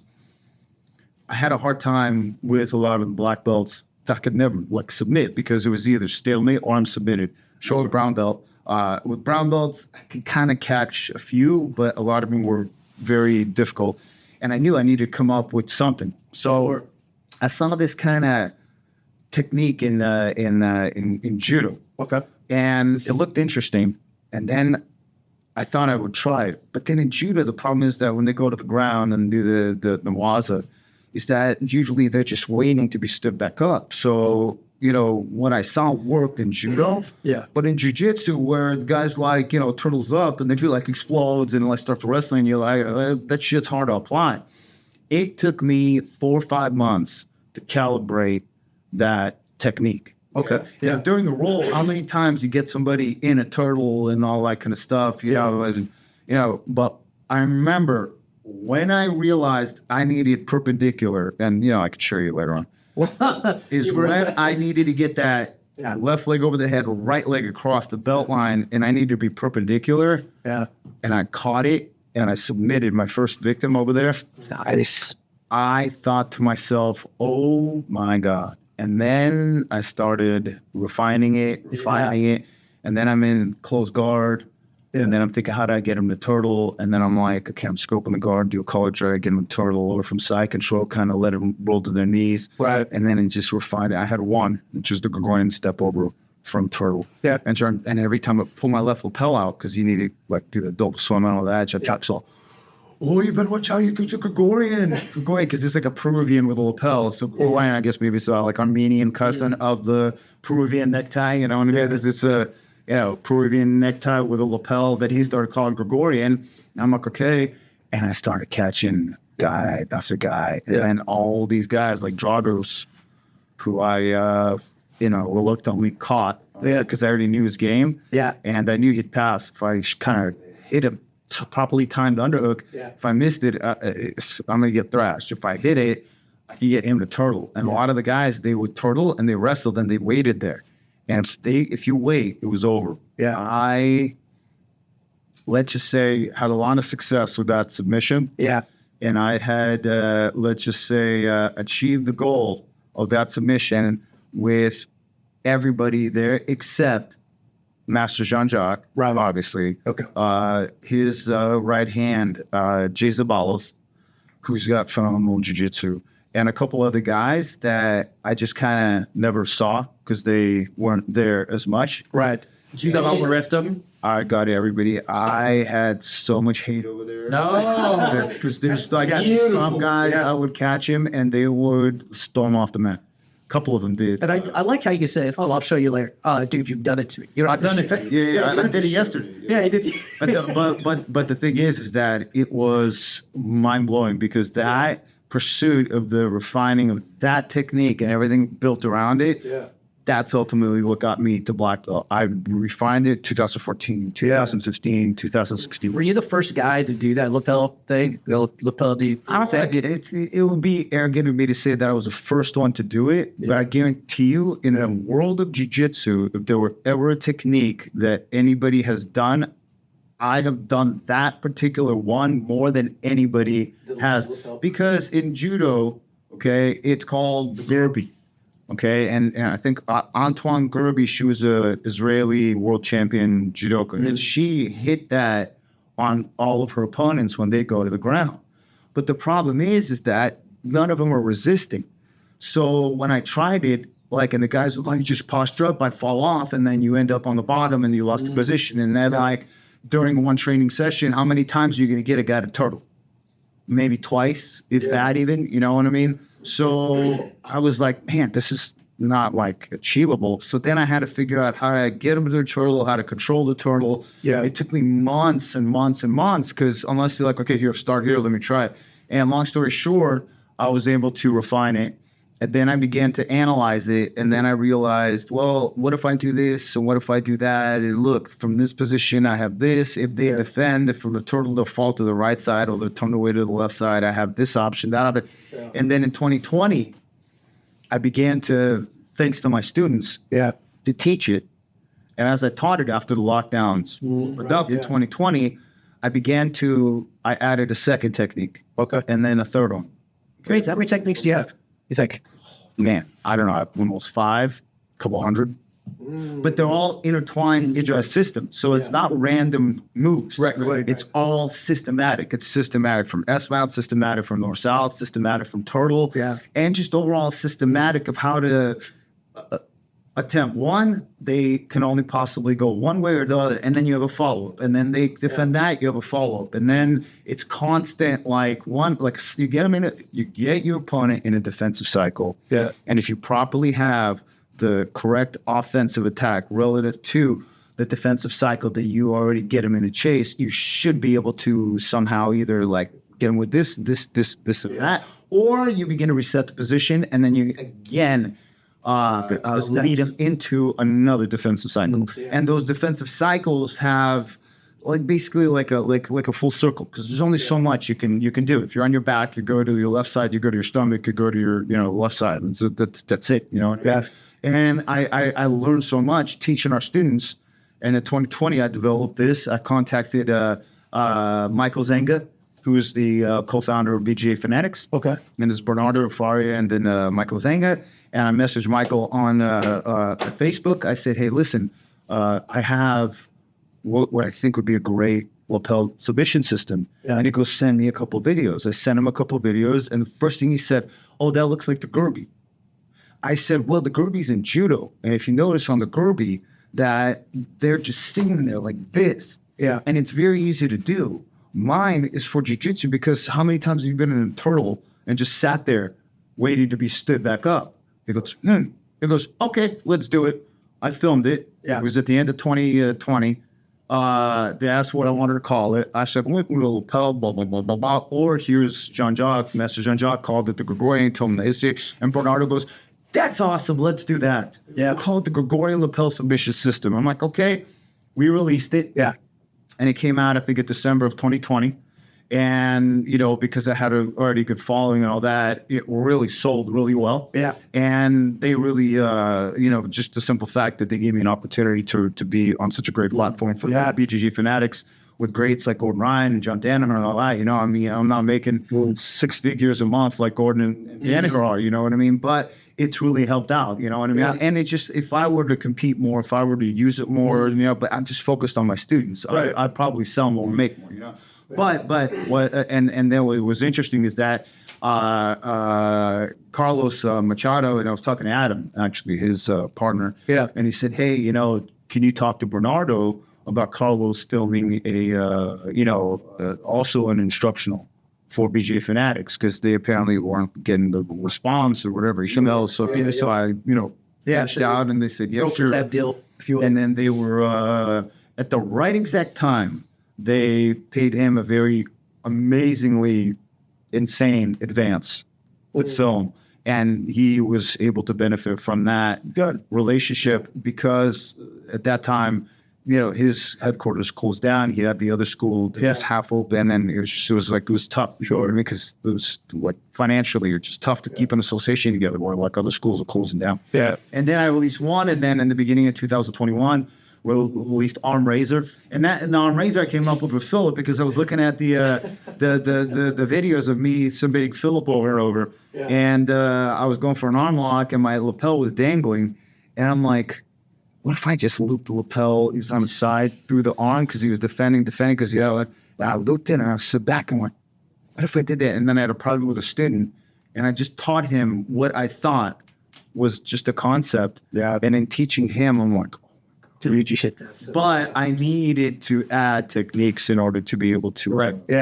release, something that's, justifying it. Well, I feel blessed, man, to learn the system from you. Actually, it was funny because yesterday it was just Greg and I, right? They're like, hey, guys, thanks for not showing up to the 12 o'clock class yesterday. It was like a private. It was a private. Literally private. It was a private. Yeah. And so we're learning all the lapel system and all that. But I told him, I'm like, listen, I know when someone does a lapel system right. I don't know how to do it, but by the time that lapel's all being choking me, and it's gonna be loose until it needs to be tight. I know, man. So I've been learning that. But anyways, no, that's pretty awesome. So as we come to a close, what do you think? Because I'm excited to hear about what I'm thrilled that we've gotten to learn about your past story. Well, I appreciate you guys taking the time to even. But my question is, what does the future look like? Ooh. The future, I believe, is incredibly a huge blessing. Okay, everything is in, I credit all glory to God, and everything is in His hand. The goal in the future is to build our Renzo Gracie DFW headquarters.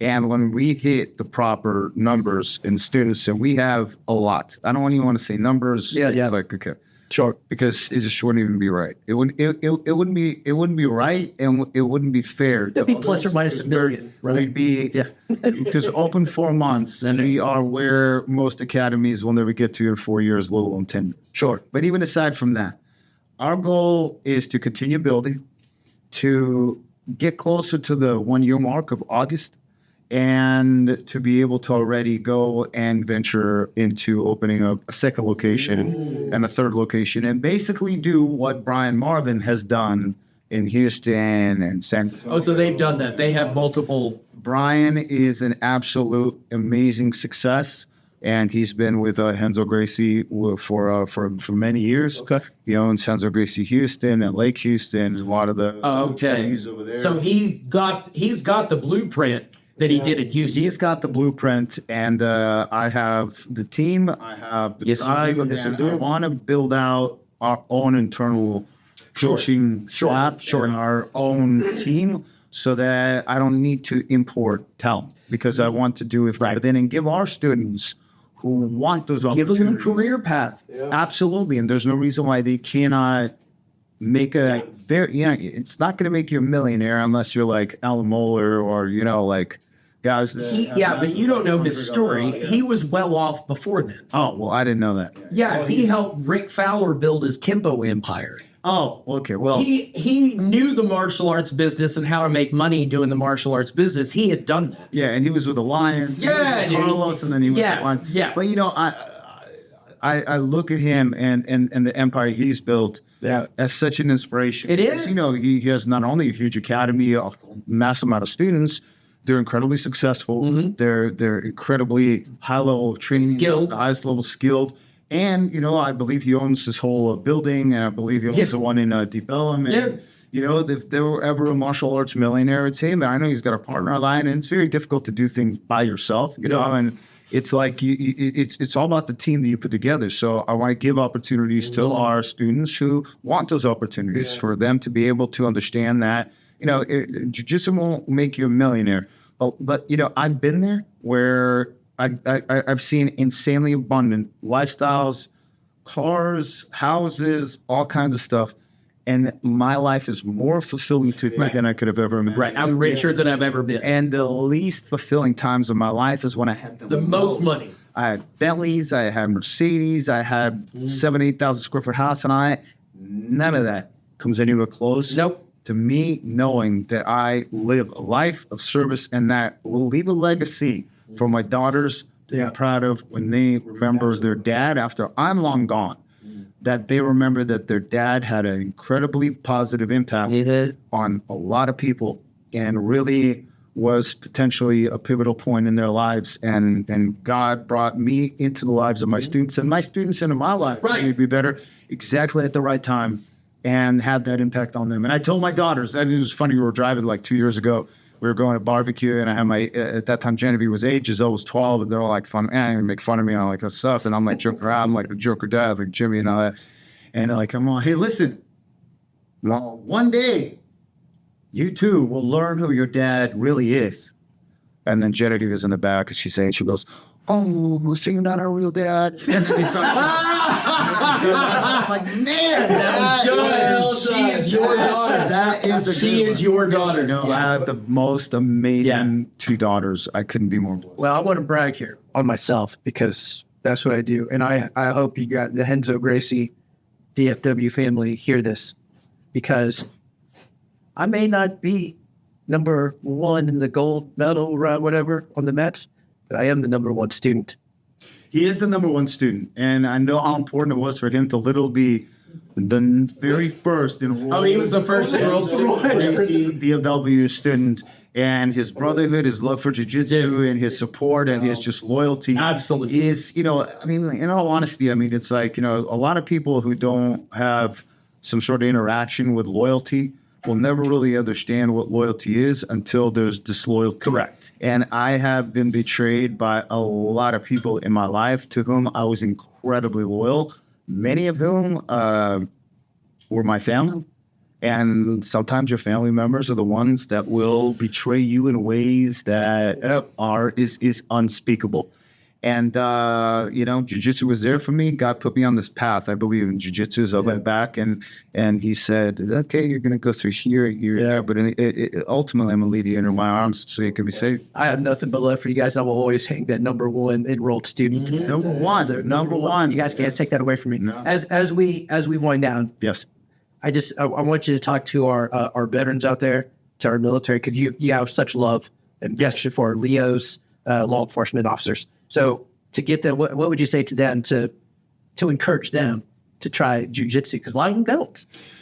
Well, if you kind of break up the categories of law enforcement and active military and veterans, I believe all law enforcement need to learn jiu-jitsu for a couple of reasons. First of all, just from the standpoint of just tactically, you need to be able to have the confidence to know you don't need anything other than yourself to be able to handle any type of a resisting type of a suspect and to be able to apprehend them without using weapons of any kind or anything that potentially will cause that particular law enforcement officer who's risking his or her life every single day, okay, and being the ultimate of service to protect our community and everything, that they have the confidence and knowing that they can stay calm under pressure.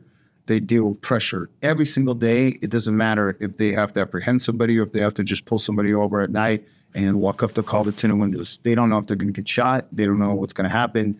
And just a simple impact that jiu-jitsu has on their lives from the standpoint of confidence, from the standpoint of being able to stay calm in situations where there's a lot of pressure, by being comfortable in situations that are uncomfortable, whether it be physically, whether it be mentally. A lot of our police officers have shared with me many stories of how they use jiu-jitsu tactically on their job.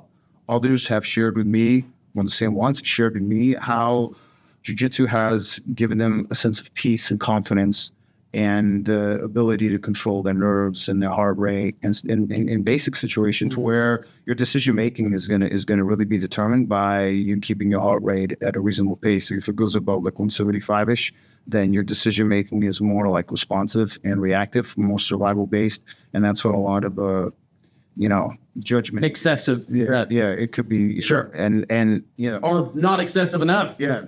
Also, for law enforcement, I know it's a delicate topic because, they have a certain sense of like, man, I don't want to go in there and, get hurt, and I don't want to go in there and maybe get mauled by some 25-year-old wrestler or somebody that's just going to be, or somebody that knows that I'm a police officer and they're just going to try to hurt me or something like that. And that's why, we breed a culture and environment where, your partner safety, training partner safety is your responsibility. And we welcome all law enforcement. We know that, the most important thing is that you walk out of the academy, not live out of the academy. And although, injuries happen, it happens, but jiu-jitsu will make their life. Happens on the basketball court too. Listen, it happens on the basketball court. Listen, the other day I was getting off the toilet and my knee popped out and I didn't even realize and then tweak my knee. So I mean, it happens. Full contact putty. That's why before I get off, I'm like, oh, and then I have to shake the kneecap for it to pop back in before I walk. Like Stan Will Gibson having to pop his shoulder back. Yeah. So for law enforcement, yes. Okay. And I think that the camaraderie you build, we have a ton of law enforcement. I think we probably have more law enforcement officers than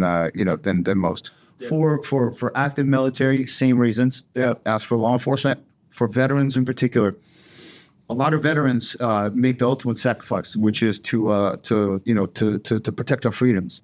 A lot of them go out in combat. A lot of them go out into situations that are so wild and insane. They're just unspeakable. What kind of things they experience and they see, and just overall, and most of the time, going out there to fight not for a particular justified purpose, and to, God forbid, kill or to potentially be killed or be wounded, and to come out, come home without a leg or an arm or shot or disabled somehow. But for some kind of corrupt interest of some sort of politicians who are trying to monetarily gain whether through money or political advantage or whatever, like this garbage war in Ukraine and all this nonsense going on in Syria and with Israel and all this. And none of that should be. That's why, thank God, President Trump won. And I pray to God that he have an opportunity in order to be able to get into office and to create peace. I'm not a Republican. I'm not a Democrat. I am a Christian conservative, okay, whose faith is rooted in our Lord and Savior. I'm fundamentally pro-life and against abortion, okay? And just to make that record clear. And life begins at conception. I say that as clear as day, okay, period. Everybody can believe what they want to believe. It's fine. It's their free will. Because remember, it's not that we choose God. We don't choose Christ. We don't give ourselves. We have one free will to do, and that's reject faith in Christ our Lord and Savior. And when you reject Christ, because that's all we can, we belong to him. It's like you saying, well, I picked you as my parents. Or like, no, you belong to Jesus, and he created you. So all you can do is reject him. And when you reject our Lord and Savior, you embrace sin and you embrace all the promises of the devil that are rooted in everything that is earthly and material. And a lot of people are unfortunately spiritually dead or spiritually lazy. Yeah. And that's why, for me, it's very important, first and foremost, that our academy is built on a foundation of God's blessings and God's will. Yeah. And I don't throw it out there, but I'm not going to hide it. Yeah, and I don't there's no reason to. And I know I get condemned for it. I have been, and I'm perfectly fine and persecuted. That's what Jesus was, you know what I mean? Right. But as far as veterans go, they paid and made the ultimate sacrifice. The fact that they can come in, have a community, to be able to have an outlet, to be able to be around people who are going to be supportive, who are going to lead them into a place where they're going to be healthy mentally, healthy physically, healthy spiritually, healthy socially, and be part of a community that's going to be rooted in absolute trust. Right. The beautiful thing about jiu-jitsu is that no matter whether you're a white belt, a black belt, whatever your rank you are, I have to trust you to at some point not break me in a position. Look at how far you were able to go yesterday, to the degree to where 2 more seconds, I will literally pass up. Yeah. Okay. Or an arm that will break. I can't look. My arms here, I can bend one here and one. That's as far as it goes. Why? Because letting my students unlock me, and so forth.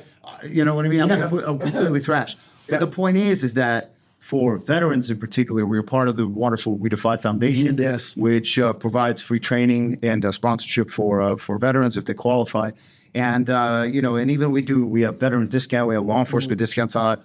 But the community, the purpose that they find, the camaraderie, and the continued opportunity to refill their inevitable desire for that adrenaline rush that they they felt, when bullets are whizzing by their head, or they, God forbid, going to go clear some sort of area with Al-Qaeda or whatever, and then all of a sudden, you got to decide whether it's a child or it's not or it's the enemy, or maybe it's a 13-year-old that's about to detonate himself. Yeah. And you got to make that decision, and then you got to live with that decision. Yeah. You know, and nobody is going to care afterwards as far as what decision you make. And God forbid they pay sacrifices for the wrong decisions, and the government doesn't care. It's a shit anyways, you know. And that's why for veterans in particular, I think that it's priceless. And Thank you for doing that. Yeah. well, you know, I think we all do that. You're a big, you know, a champion of this cause, and I know that you have also. Absolutely. We all have veterans, you know. But the thing is that I want to do more. So as we grow our academy, I will do more, something along the lines of We Defy Foundation.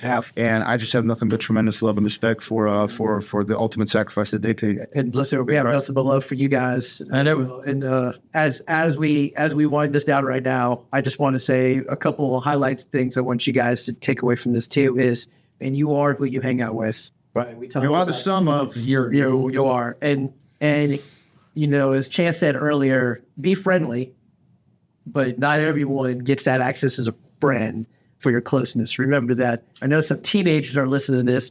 You need to learn that very well. Yeah. Everyone is not your best friend. Yeah. So what did you say? Be Friendly, but not a friend. Yes. But here's the difference. Yeah. That is with everyone. Right. Okay.